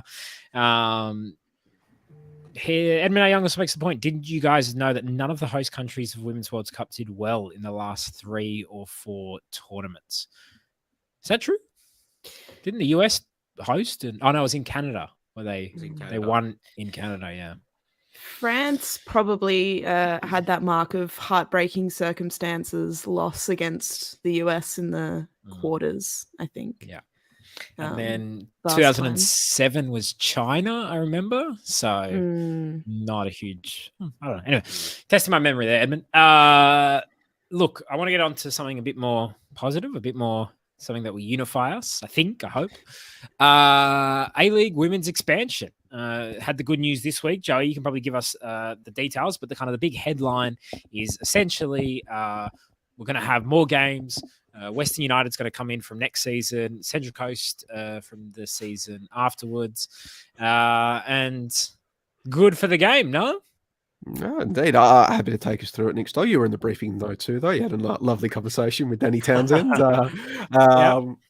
Shout out to Danny. Always good to chat with him. But I wanted to leave it more to you, Joey, you and friend of the pod, Anna Harrington, because I think you guys were asking the best questions, and time to just to let your stars cook. You know what I mean? It's good exposure for you. Oh, fantastic. Well, no, I think as I wrote in my article analysing this, it's an absolute win. And the reason I say that is, yes, you can have quote, why aren't we getting full home and away this season? And I'm going to have to be honest here personally. I didn't think this would be happening this off-season, and people I spoke to in A-League Women's didn't think this would be happening this off-season. I thought that when Omicron hit and the seasons were being battered from pillar to post, I thought we would be told that commercially it's just not feasible anymore, and we're going to have to delay it, and Western United will be coming in 2023-24, the Mariners later on by that, maybe 3 or 4 years time we'll get full home and away. So I'm coming from that baseline when I say that I think this is an absolute win. In fact, I think it is probably the APL's signature achievement since they've taken over the A-Leagues. I can't admit, like, outside of maybe keeping the leagues alive in the face of Omicron, even if we take significant issues with some of the things they did during that period, outside of maybe that, I think this is the best thing they've done since they've taken over the leagues. I think it's really important.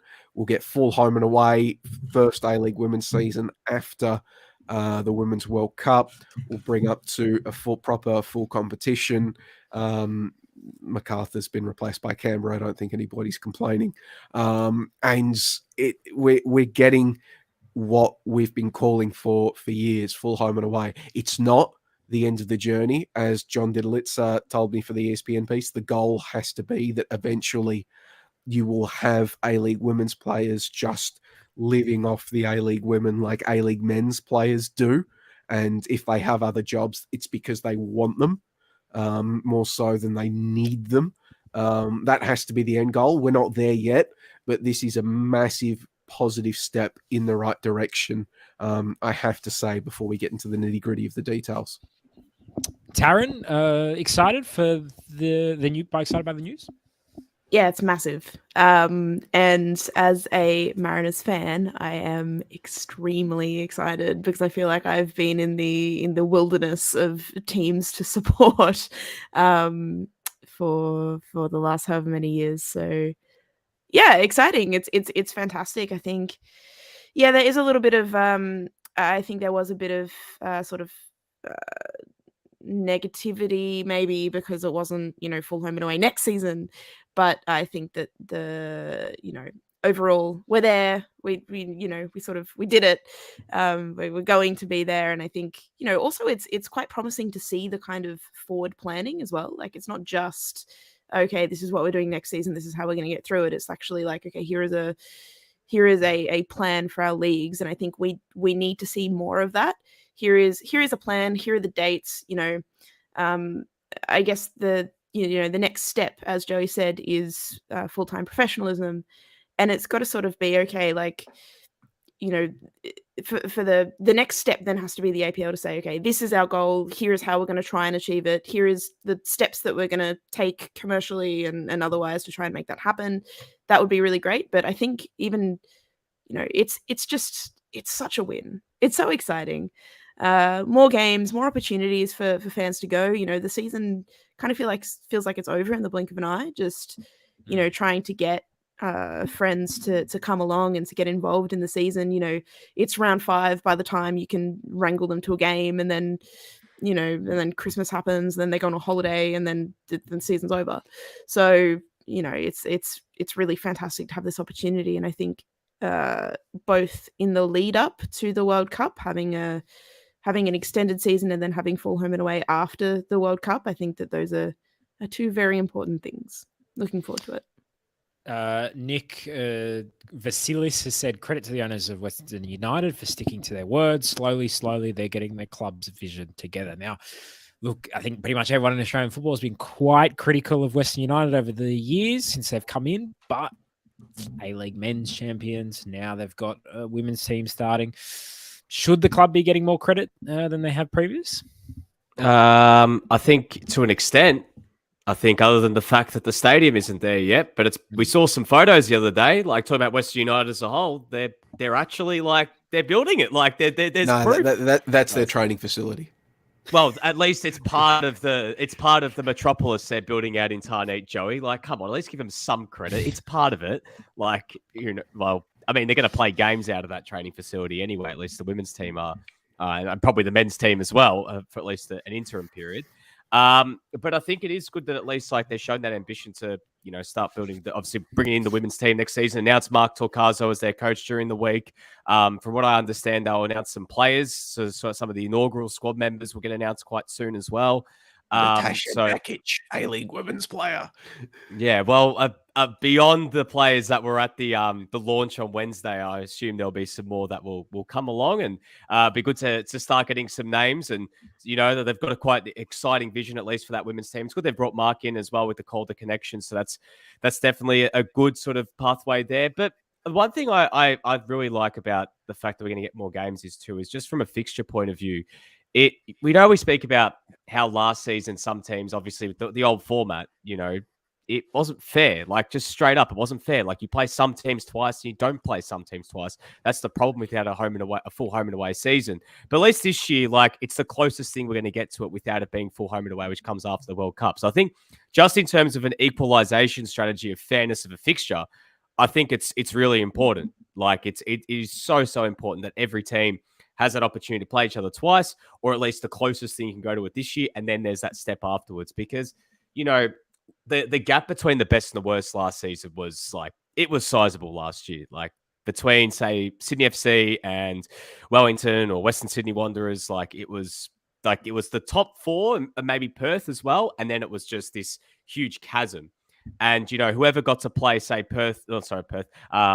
Western Sydney Wanderers twice, it's like, well, that's a guaranteed 6 points. But if, say, you have to play Perth twice, or you have to play Brisbane Roar twice, it was probably or even Canberra United, it's not going to be as easy, and you might drop those points, and that might help in terms of making finals.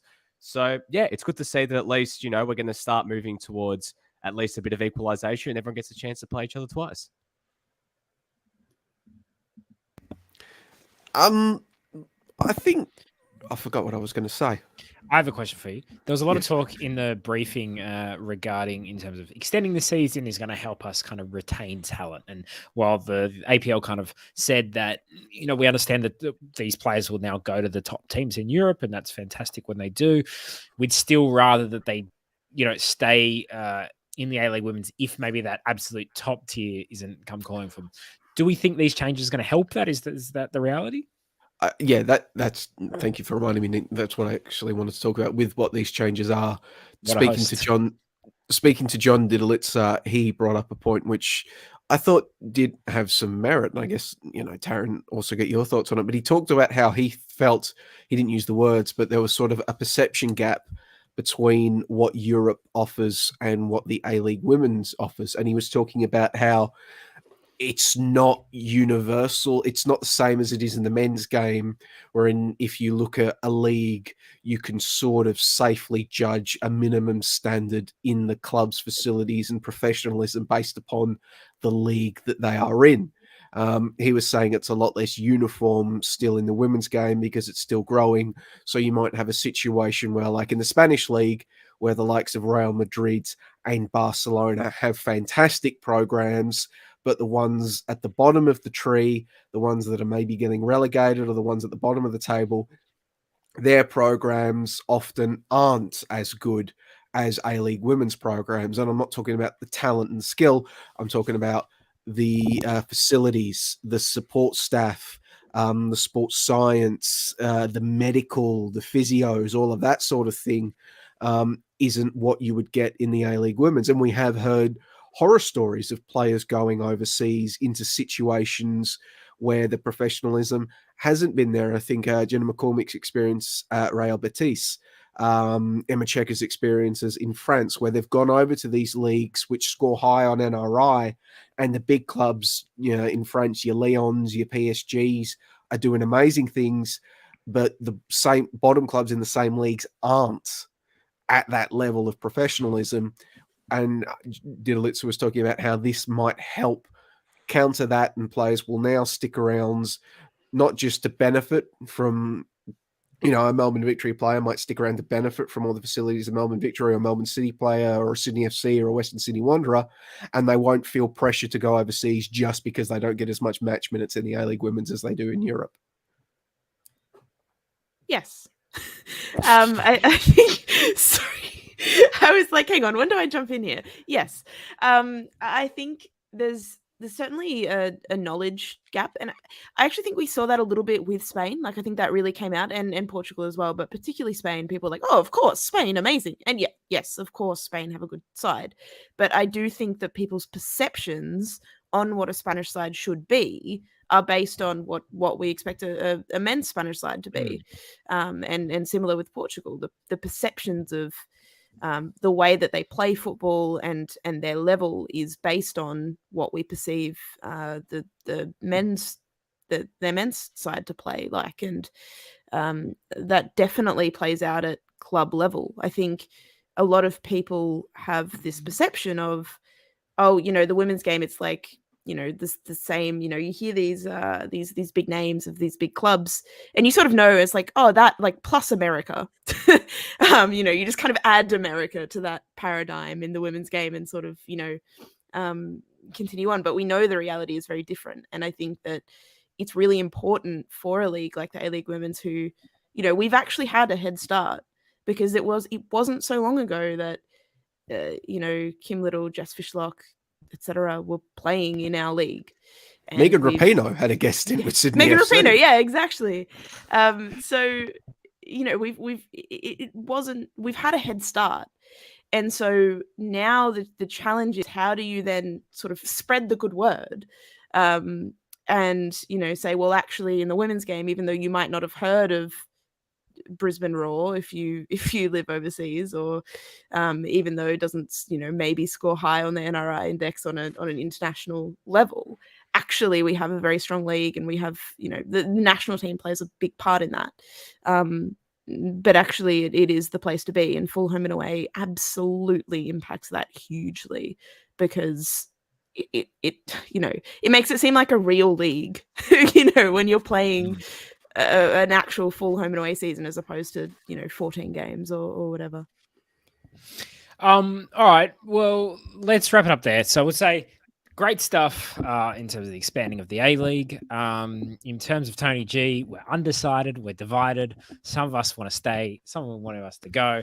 We'll see what happens. Taryn, thank you so much for coming on the show, especially because you didn't know that you were coming on the show until someone tagged you in a tweet. Someone who wrote, tune in tonight to TNC at 7:30. The following people will be on the show, and you message saying, am I meant to be on the show? So is that how you like to be notified, or would you prefer a bit more notice? I mean, look, I've got nothing else to do with my life, so I'm always available at every time, and I will always be on. But no, it was a bit of a shock when I got that notification. I was like, oh, am I?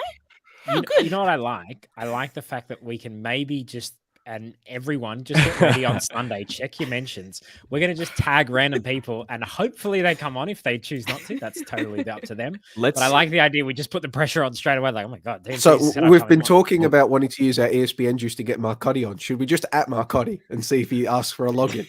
Yeah, stop there. Leo Messi, let's go. You know what I reckon? I've got, so at FNR, we've got this wheel, like the spinny wheel, like one of those lottery wheels. What we should do is you put on every one of those spokes, we should put a different name, and we'll spin the wheel every Sunday, and whoever it lands on, they come on the show, and they don't even know about it. We just tag them and say, hey, you're on. And then if they don't come on, we go, they were too scared to come on and face us. They feared us.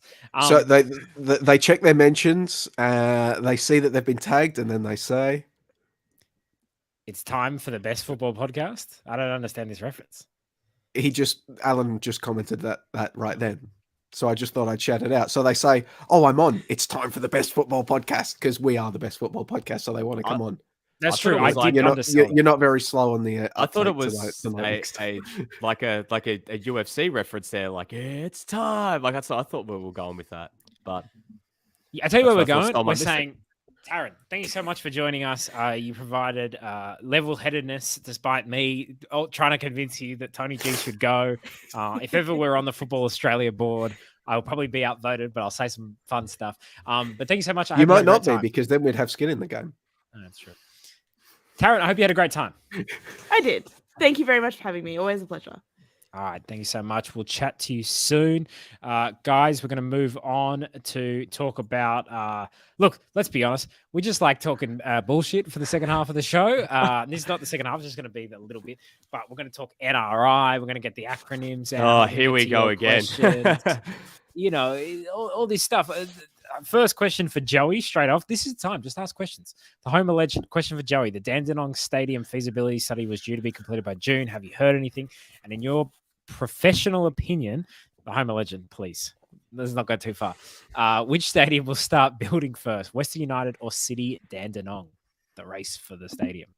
I haven't heard anything. I was down there speaking with Matt Winley, the doyen of Southeast Melbourne football, about this the other week, and he didn't mention anything. So I like to think he would have told me something if something was on the cards. So I haven't heard anything on that front. And if I had to pick one, at this point, I'd probably be saying Western United, with the disclaimer that I still am not 100% certain that we won't end up with Western United just expanding that training facility stadium and saying that that's the stadium.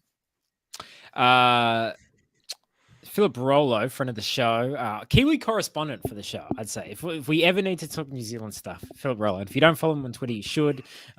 Because, by the way, about the Marco Rojas transfer from, we don't know, it's not official yet, from Melbourne Victory to Colo Colo. That's amazing. Get to that. Hold on, what are Colo Colo are? What are they? They're... Colo Colo is a very good team in Chile. No. Don't say Joey, nothing. Joey, we already got in trouble for that. Like, seriously. Come on, mate. Philip Rollo asked Joey, did APL say why they couldn't do a home and away this season? Seems weird to fall 2 games short.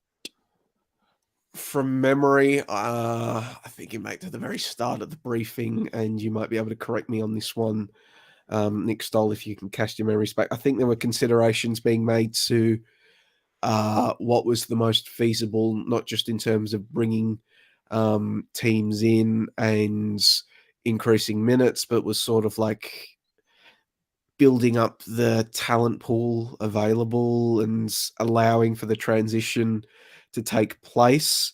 Because I think it was announced very late June, season starts in October, November. So it's basically, I think it was just more about management and just trying to smooth the transition. I'm not sure there wasn't any more relevant reasons given in the chat that I can remember, Nick. Yes, and I was looking at Wimbledon stuff because I was having to plan a stand spot. So I don't remember, but a good question, Mr. Roller. Alan Riley, on the topic of, would you get your information? He said maybe he meant to give it to a real journo like Nick DeBano, I'm presuming he's referring to. Maybe Nick Stoll, who knows Alan Riley? Or SMFC Mike. He sings for the Melbourne Lakers. Do you often find your professional standards, Nick, compared to SMFC Mike? Oh, I don't know. Is it me or is it? If you're going to insult either me or how is your arithmetic skills, Nick DeBano? How much can you manually count? Today when I was at the Richmond West Coast game, I did a quick manual crowd count, and I was like a little bit off. I guessed 39,202, and it was 39,391. So my arithmetic is sensational, Dad. To be fair, were you grateful in the words for that? For that image? I am absolutely grateful. I'm grateful for our fans, and I'm sure Alan Riley is our friends of the pod. Our friends of the pod, Nick DeBano. They're not fans; they're our friends. Friends of the pod, and they're grateful. So hashtag friends grateful instead. Yeah, Stoll's thinking what's going on here, or is Frey is telling Nick Stoll off. What have you done wrong, Nick Stoll? So I just said that it was the espresso edition, and it's 1 hour 37 into the pod, and we still haven't messaged Nunny to Melbourne Victory, which, by the way, this isn't it's not official yet. No, hasn't announced it. No, Melbourne Victory haven't announced it. But are we counting our chickens before they hatch? And the big question is name recognition index. We put it out to the people. No, hold on. Are we talking about Nani now? Here we go. Play. Nani. お前はもう死んでいる。何? That's great. Gonna have to cut that out for the podcast. Absolute waste of time that was. But we put the question. Do you want to explain that to anyone who didn't get that? It's an anime reference. Oh, there we go. We put the question out. We said, if Lionel Messi, David Beckham, and CR7 are a 10 and Cesc Fabregas scores an 8 on TNC's Football Name Recognition Index scale, trademarked, where does Nani score? And it's not looking good for him. 1.5%. It's Fist of the North Star, the anime, by the way. I know that's important information. Cool. Check it out if it's on Stan. Otherwise, don't. 1.5%. Oh, hang on. No. If it's on Disney Plus, hey, Disney Plus have a lot of good content, Nick Stoll. A lot of good content. Disney Plus. Check out Only Murders in the Building, season 2 on Disney Plus. It is awesome. If Lionel Messi, blah, blah, blah, blah. So he's not a 10. 1.5% said he was a 10. 1.5% said he was a 9. 29.5% put him on the Fabregas Balotelli level. And then 7 or below, 67.4%. What do you guys think? 8, 7? I think he's a 7. Champions League. I voted 7.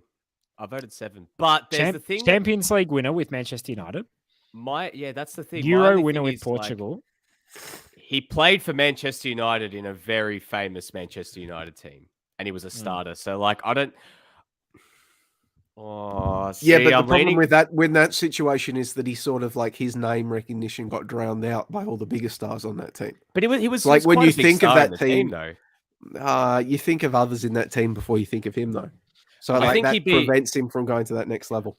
Okay, so realistically, we talk about Nani as in the pre-first stint Ronaldo, or that Ronaldo first stint team, or the post-Ronaldo first stint team when it was the end of that Fergie era.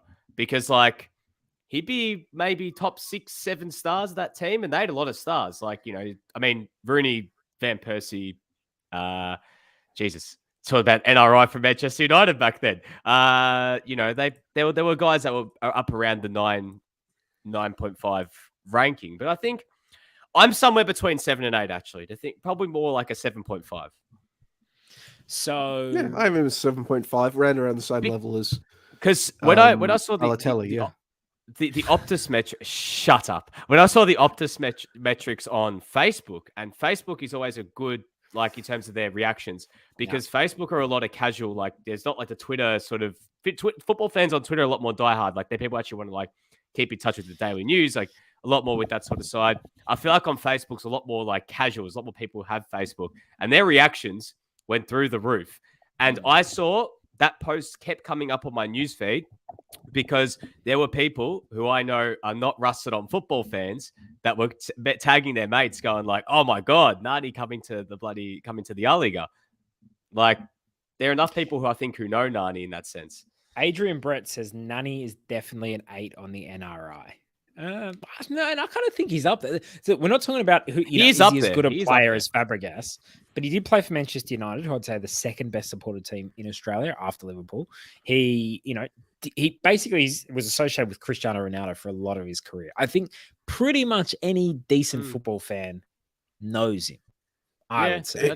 Was he ever close to being the guy on any of his teams?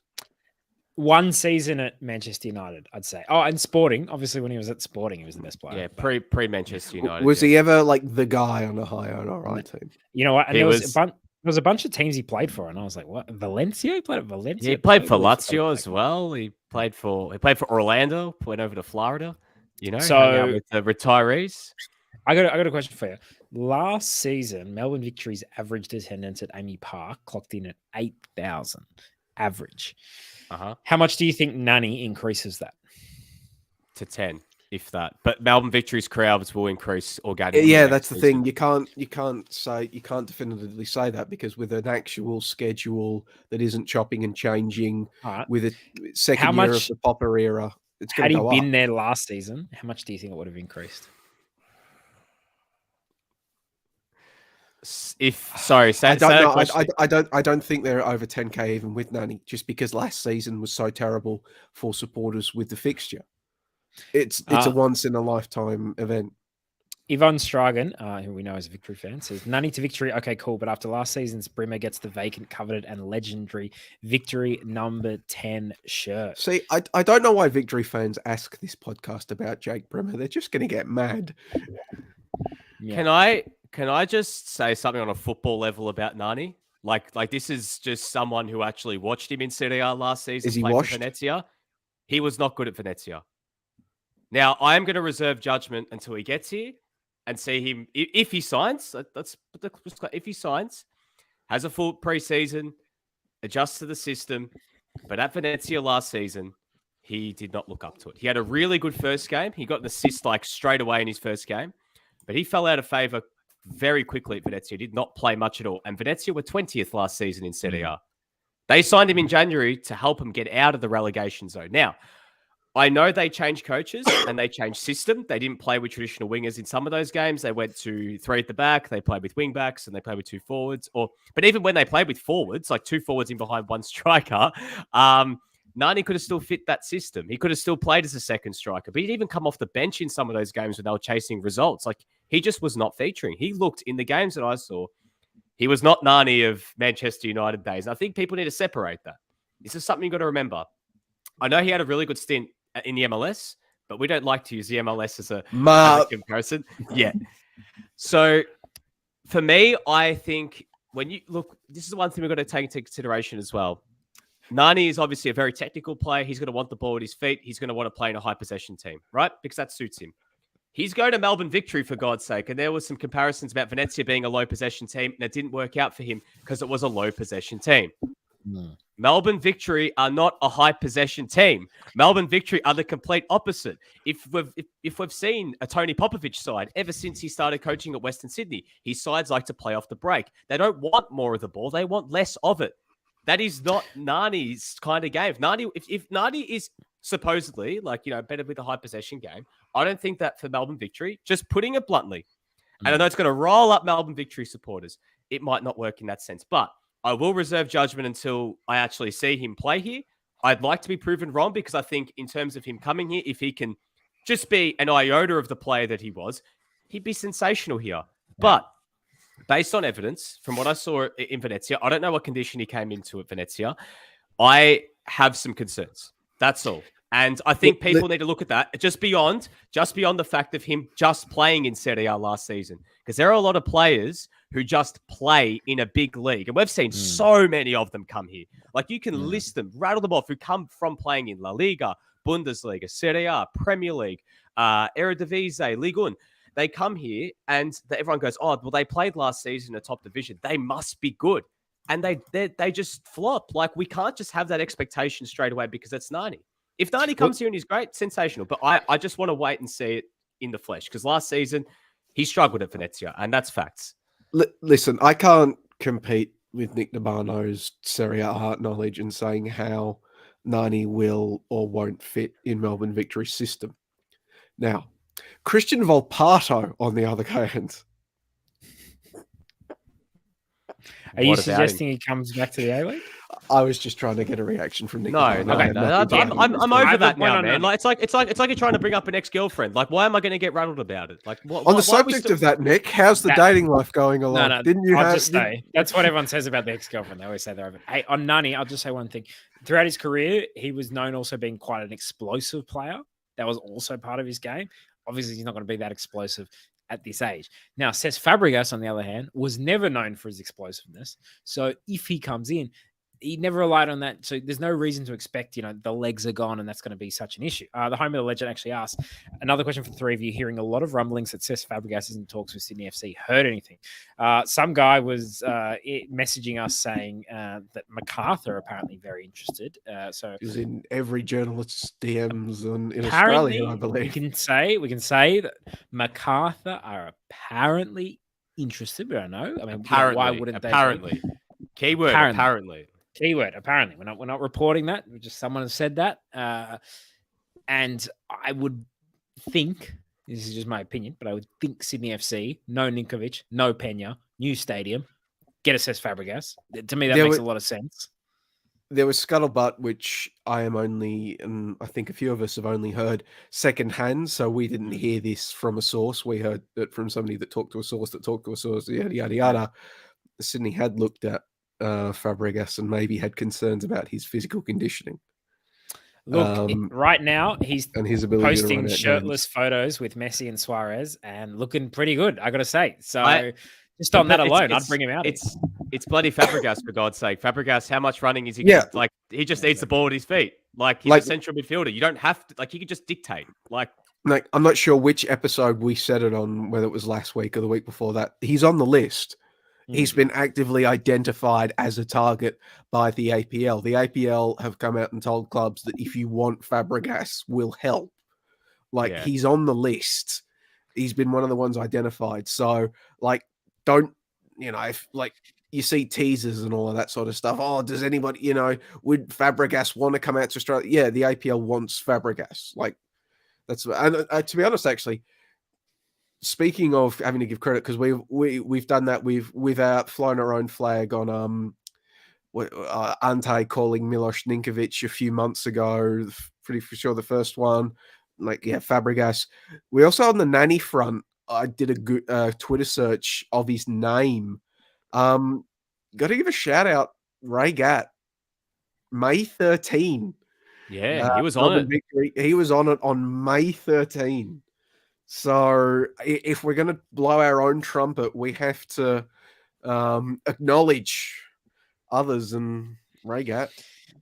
On you, Gaddy. Yeah, can I just answer? I want to answer Alan's question here, because he's saying the argument is invalid because Javi Lopez came straight from Espanyol to Adelaide. I'm not saying this is every player that comes from a division in the top 5 divisions and doesn't play well here. We've seen examples of a lot of players playing well here, but there's also the other side of the coin. It's both sides of the coin. There are players that are going to come here from the top 5 division and not perform. Now, again, I would love Nani to come to Melbourne Victory and play brilliantly. I would love it. Nani was one of my favorite players to watch growing up. As an individual player, he was sensational.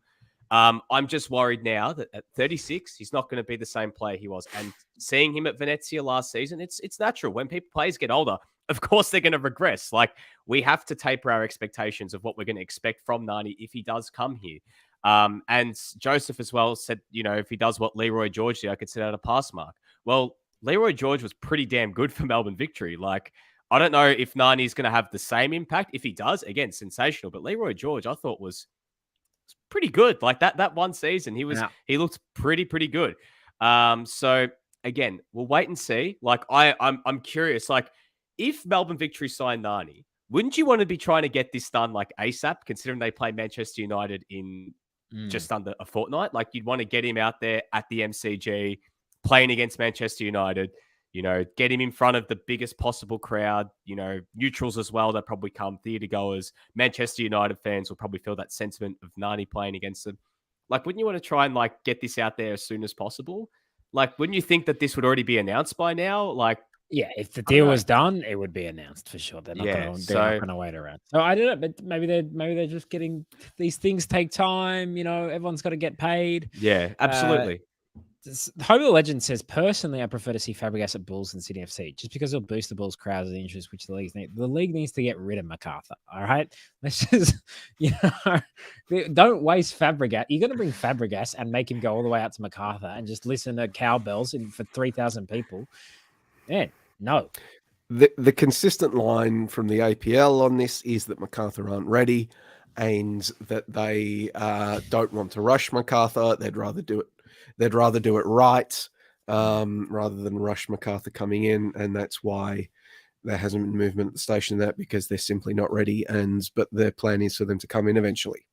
Whether you buy that, your mileage may vary.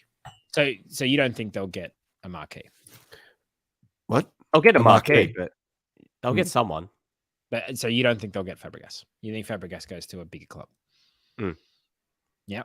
Why did I talk about MacArthur like the A-League Women's? Never mind. I don't know. It's quite late at that. Hey, here's a question. We got some questions flying in on Twitter as well. Get your questions. And also, can I just say, if you're listening to this on a podcast, give us 5 stars in the ratings. That thing always helps. Subscribe, like this video, do everything that, like, you know, it would just help us out. Little 1%ers. Daniel has a question. NRI score TNC football is quote tweeting an article that says Mickey Mouse could soon leave Disney as 95-year copyright expiry. We can't comment on Mouse that. is a beloved symbol of the Walt Disney Corporation. Everybody loves Mickey Mouse. Mickey Mouse has a place in every young boys and girls' hearts, and it would be a tragedy to see Mickey Mouse leave the Walt Disney family. Look, That's NRI TNC's, score. that's TNC's statement on that.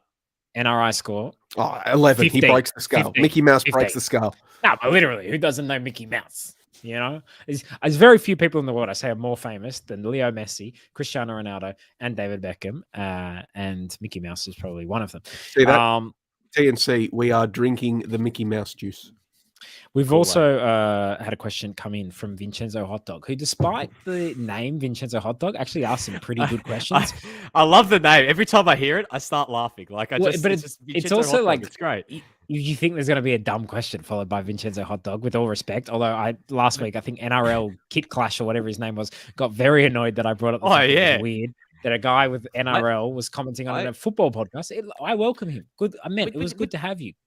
With the name hot dog, like Vincenzo hot dog, shouldn't it be like Vincenzo Salsiccia or something like Salsiccia? You know, like we're going to go full Italian, like go the whole way, Vincenzo Salsiccia. You know, Caliente. Maybe, is that maybe how he's you say? maybe he's a former Big Brother contestant that hosts a late night show on Channel 10. Yeah, even that reference is about 15 years old. He says, "What are your thoughts on the domestic transfer system?" It's not a wrestling one. That's true. What are your thoughts on the domestic transfer system and the importance for Football Australia to further roll it out into A-League transfers and the mechanisms around it as such training compensation? That's a good question. We're not going to answer it tonight because we're late in the show and it requires more exploration. What we're going to answer is really interesting. I'm going to just say it, dumb questions, like this one that we got from Jim Maloney, who said, thoughts on the FQPL5 results with Pine Rivers getting a stoppage time winner to move 4 points clear of relegation. Oh, massive. Yep. Huge result for Pine Rivers. Joey, do you think Pine Rivers, do you think they should stick with their coach now that they're kind of moving clear of relegation? Well, I think my position on coaches has been made pretty clear that I think you should stick it out with coaches for the long run. The Pine Rivers Athletic Club have backed their man and they've backed his vision. So I think they should go on it. Now, do I think that they are going to be able to chase down the likes of Westside Grovely, Oxley United, Willowburn FC in that race of finals football? Look at you dropping the Probably names. not. I mean, but everybody can't have a season like Springfield United are having every single campaign. I mean, you look at Springfield, they've only lost one game of 12. They've got a close your 34 browser goal difference. So, they're having a great season, but I think Pine Rivers should stick with their man. Here's what I'll say, Jim. Why are they needing stoppage time to get a winner? All right. The performances within the 90 are not good enough. Whoever the coach is must go. Jesse Jenkinson, he's got a question. Is Aaron Moy going to find a club to play some regular football at, as he's not featuring for Shanghai? Well, every Melbourne City fan is trying to make it happen. It's like they're trying to manifest it, like by just bombarding with Aaron Moy posts saying, like, please come back. This is a two-parter. It's should he and does he need to? Should he? Probably. You should play football somewhere. Does he need to? No. Because he'll be in that Socceroos squad regardless. Yeah, but he'll I think probably he can start get a move on somewhere else. Yeah, but he should. I would like to see him come back to Melbourne City. Just talking about Melbourne City departures, guys. I think we've got to get back to our old question that from Jesse. At least I hope I'm coping all right after. I'm okay, Jesse. I'm okay. I know Joey's probably going to pull up the vid, but I'm going okay. It's good to be honest. I'm happy now that he's got a chance to play somewhere else and actually see some football. I genuinely felt sorry for him last season because, like, as I said months ago, like, imagine packing up your whole life, from the other side of the world during COVID and having to quarantine here with the proviso that you're going to play football and you barely see the pitch. Like, that would be, for anyone, that would be soul destroying.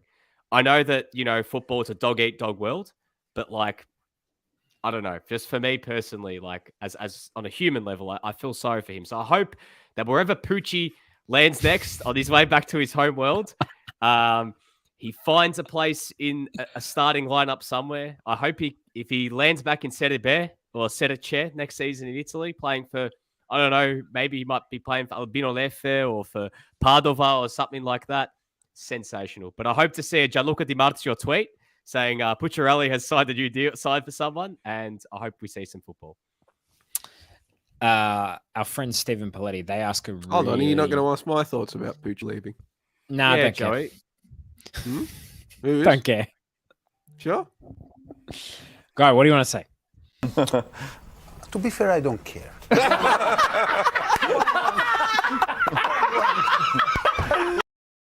That's very good. That was very good. Do you know the other thing I think we've got to address, guys, is there was a rumor going around today about Tomer Hemed going to Western United. That was very quickly quelled. All I got to say is so quick that I didn't even hear the first rumor. I honestly don't think that would have, like, if say that happened, I don't think Tomer Hemed would have been a great signing for Western United. If Prijovic does leave and they brought in Hemed, I don't think they should have been looking at him. I honestly reckon that they should have been looking for someone else or giving that scope to actually, I know that they've got a lot of kids that didn't see minutes, but I think they've got to start giving some scope for guys like Noah Botic and as well for Dylan Wenzel-Halls to see more minutes. And if that is the case, like, I think they'll go, if Prijovic does leave, they go out and sign someone else. But Tomer Hemed was, for me, even if that did happen, I don't think that's the guy you want to be looking at. Like, he's just been here for 2 separate stints. It didn't work out for him at the Wanderers. I think Western United should be aiming to do better if they were even interested at all. I would go with someone who's got Premier League experience, who's got Champions League experience, who has lived in Australia. Daniel Sturridge. That's who I got to go. There we go.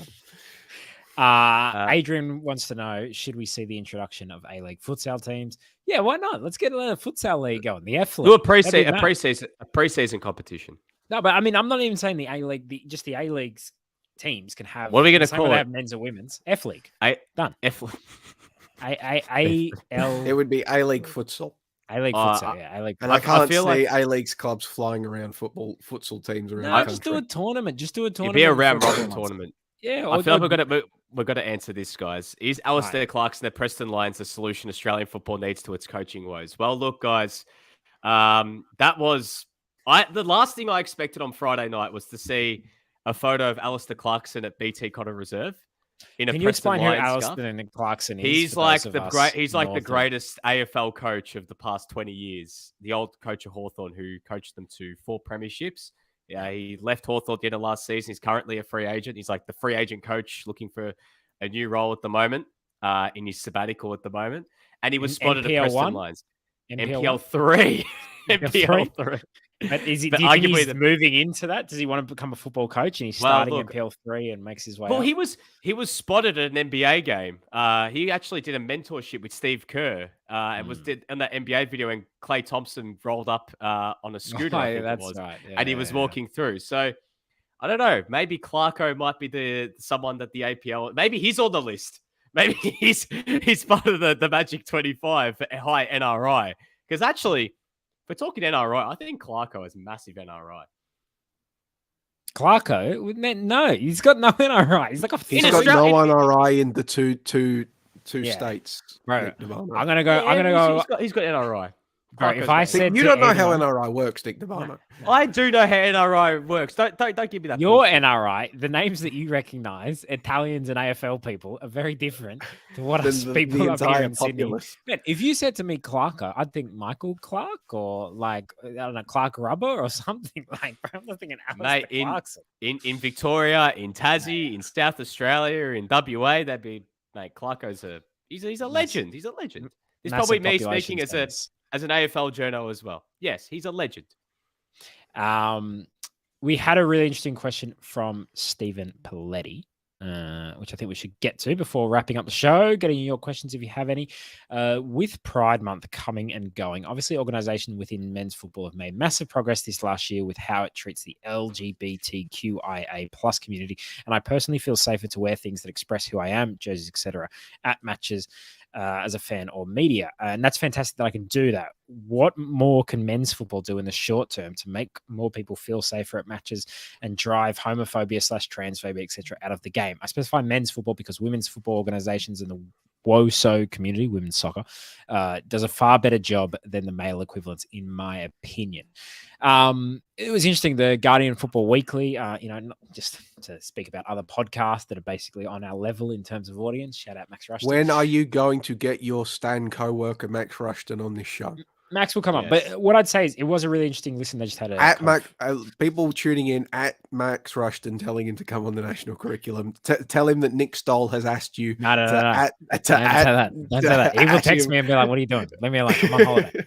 But Stephen raised a good point, and they were kind of discussing this on the Guardian Football Weekly, and I found it really interesting. But one of the things they were saying is that in England, a lot of the teams have created kind of fan groups, for that community, and they're really integrating them. And if you look at Arsenal's socials today, they've done that. There was like a Pride bus that had a bunch of fans on there, and then Mikel Arteta met with them, and Hector Bellerin was there, and some of the players met with them. So I think that's one way to do it. I would imagine, not living there, so I can't fully comment, but Adelaide United have done some really good space with that, which obviously, with the season that they've had, and Pride rounds probably help. But I don't know. I think if you guys have any thoughts on this, but obviously that there needs to be the aim. I think it comes down to, there's a few, well, it doesn't come down to, there are multiple aspects involved. One, I think there is, in always with these sort of situations, it's when you're talking about making anywhere, any environment a safe place, it also, if you're talking about making it somewhere a safe place for LGBTQIA plus people, it's about making it an unsafe place for homophobes and people that spew hatred. Just the same way as if you want your environment to be free of racists, you make it a safe environment for everyone, and you make it an unsafe environment for racists. You make it clear. It's not just about making clear that certain groups are welcome. It's also about making clear that people that spew hatred, that spew intolerance, that just spew things that, quite frankly, shouldn't be said and, have no place in society, making it clear that they are not welcome at the game. Doesn't matter if they want to buy a ticket or not. If you want to spew hatred, we don't want your money. We don't want you as part of our family, as part of our culture, as our sort of environment. If you're actively making this space an unsafe one for other people that just are being who they are, that's one of the aspects of it, and that's getting proactive. That's getting on the front foot. It does come down to stuff like Pride Round is great. And I would never say that Pride rounds and things like that are bad things. I mean, we've only ever had one in the A-Leagues, the one that Adelaide United did that last year, but it's also has to be accompanied by action. It's cracking down on homophobia. It's educating. It's not really possible to nail down and educate your fan base beyond sort of generic ads, but it's educating your workforce, educating the players, educating your staff that work for you, and things like that any organization can do. Anti-racism, anti-homophobia, all of that sort of stuff. And it also just comes down to, I mean, Stephen, they talked about wearing pride gear and that sort of stuff. It's also just about, I guess, sort of being, like, as the word says, proud, wearing that. I mean, Nick DeBarno can attest. I often wear a Pride t-shirt to games. I wear Pride shoes to games. I have a Pride bracelet. I mean, just because, I don't identify as gay, but, it's just about being an ally and showing people that even if it's not Pride rounds, and you don't need to broadcast it maybe as much as I do, but it's just making clear that this is a safe place and welcoming. That's one of the things they were saying on the Guardian podcast about, there was this guy, and he was part of the Leicester, gay supporter group, basically. And he was like, look, we have actually a lot of, straight people who have kind of joined just as solidarity, or just to say, like, hey, just let you know, like, really think you guys are doing a great thing. And people who, for example, a father who is straight, but the son is gay, and so they go sit with this group and and they have a really good time, and it's a really good way for them to just enjoy the football. So, maybe do we see gay supported groups. The group I just looked it up. The Gay Gooners is what they call themselves for the Arsenal fans. These type of groups, and they have events and and then they're just another group of fans eventually at the game that you see all the time. So I think maybe that's probably the progress there. But I would recommend people listening to that Guardian Football League because they talk about that for an hour, and it was a really interesting thing. Alan Riley says that's a great idea, Joey, which he's right. But Alan, not big on giving Joey too many compliments. Hey guys, I think we should wrap the pod there. Yeah. What do you guys think? Did you have a good time? I had a great time. I always have a great time on the pod style. You know me. Yeah. Joey, I'm always having fun. I'm toying whether or not to be a bastard to Nick DeBano one more time before we go off the air with. I don't know. No. Okay. All right. No. Can you just leave me? Can you just leave? No. Can you just leave? Can you just leave me alone? Like seriously, just let me be. I am on little sleep. I've been working all day. I don't need you coming after me now. It's late, and I haven't eaten anything since like 2 o'clock. Okay. I know that's the same with me. I've got some chicken that I'm absolutely going to smash after this. But the reason that DeBano hasn't eaten is because his microwave's broken. So no. The microwave shorted my internet twice during the podcast, so that's why I dicked out. But like, I actually went downstairs. I actually went downstairs and like looked at my mum, and I'm just like, "Are you serious? Like, like, come on." She's like, "Oh, well, I did make the coffee right the first time. I threw off the milk." I'm like, "Yeah, but do it later, man." Like, this espresso edition has gone for 2 hours and 10 minutes. Sorry, Freya. You can check out the podcast. Freya is now actively replying to the TNC stream, expressing how much she dislikes what's going on. Freya, if you ever see a bad rating on this podcast, it was probably Freya saying, "Get these clowns off." All right, they're messing up my Sunday nights. If you can, please rate, like, subscribe. That would really help us. We really appreciate that. Leave reviews. Tell your friends. Just listen to the podcast, even if you've watched the live stream in its entirety. Just turn the podcast on Spotify and listen to it. Just whack it on. Just whack it on and leave it on all night on mute, and then do the same thing with Apple Podcasts. Yeah, we've had some reviews. Even if you're listening on some random podcast app, give us a rating there, because then we can just get 5 stars from one rating everywhere. Just like grab your partner's phones, grab your family's phones, grab your friends' phones. Just find their Spotify, put the national curriculum on, put it on mute, just play along. Go up to someone on the street and just say, "Hey, give them a 5-star rating." They'll look at you like, "What are you talking about?" But when you explain it to them, they'll be like, "You're making a good point. I want to give these guys a 5-star rating." Even better, if the ratings are good and the reviews are good, send them in to us, at us, especially if you use a fake name, because that's always funny, especially if the fake name is some kind of pun that's a naughty word, because I am 8 years old and find that so funny when people get baited into that on live TV with fake names. But, leave us a review and we'll read out the best and even maybe the worst ones in following shows. I'm going to be away for the next 3 weeks, but the TNC. Oh, boy. Next week. I'm going to be some special guests. So if you want to come on, get in touch. Hey, we're going to have the spinny wheel now. The wheel. No, like as we talk with Taryn, just what you mentioned, we might tag you at like 6 o'clock at night that you're on the show. That's right. And there's nothing you can do about it. You were just on the show and you have to live with it. But we want to say, as we always do, just make this up. Thanks and success. As our Peruvian friends once said to it, Homer Legends off to watch Gaelic hurling. I don't even know what streaming service that is on. Is it on? He's in Ireland, Nick. Stop. Shout out Homer Legend watching from Ireland. That's awesome. Yeah, I used to be on Satanta Sports back in the day. Yeah. But yeah, thank you so much. Tune in next week. We really enjoyed doing the show. We hope you did enjoy listening.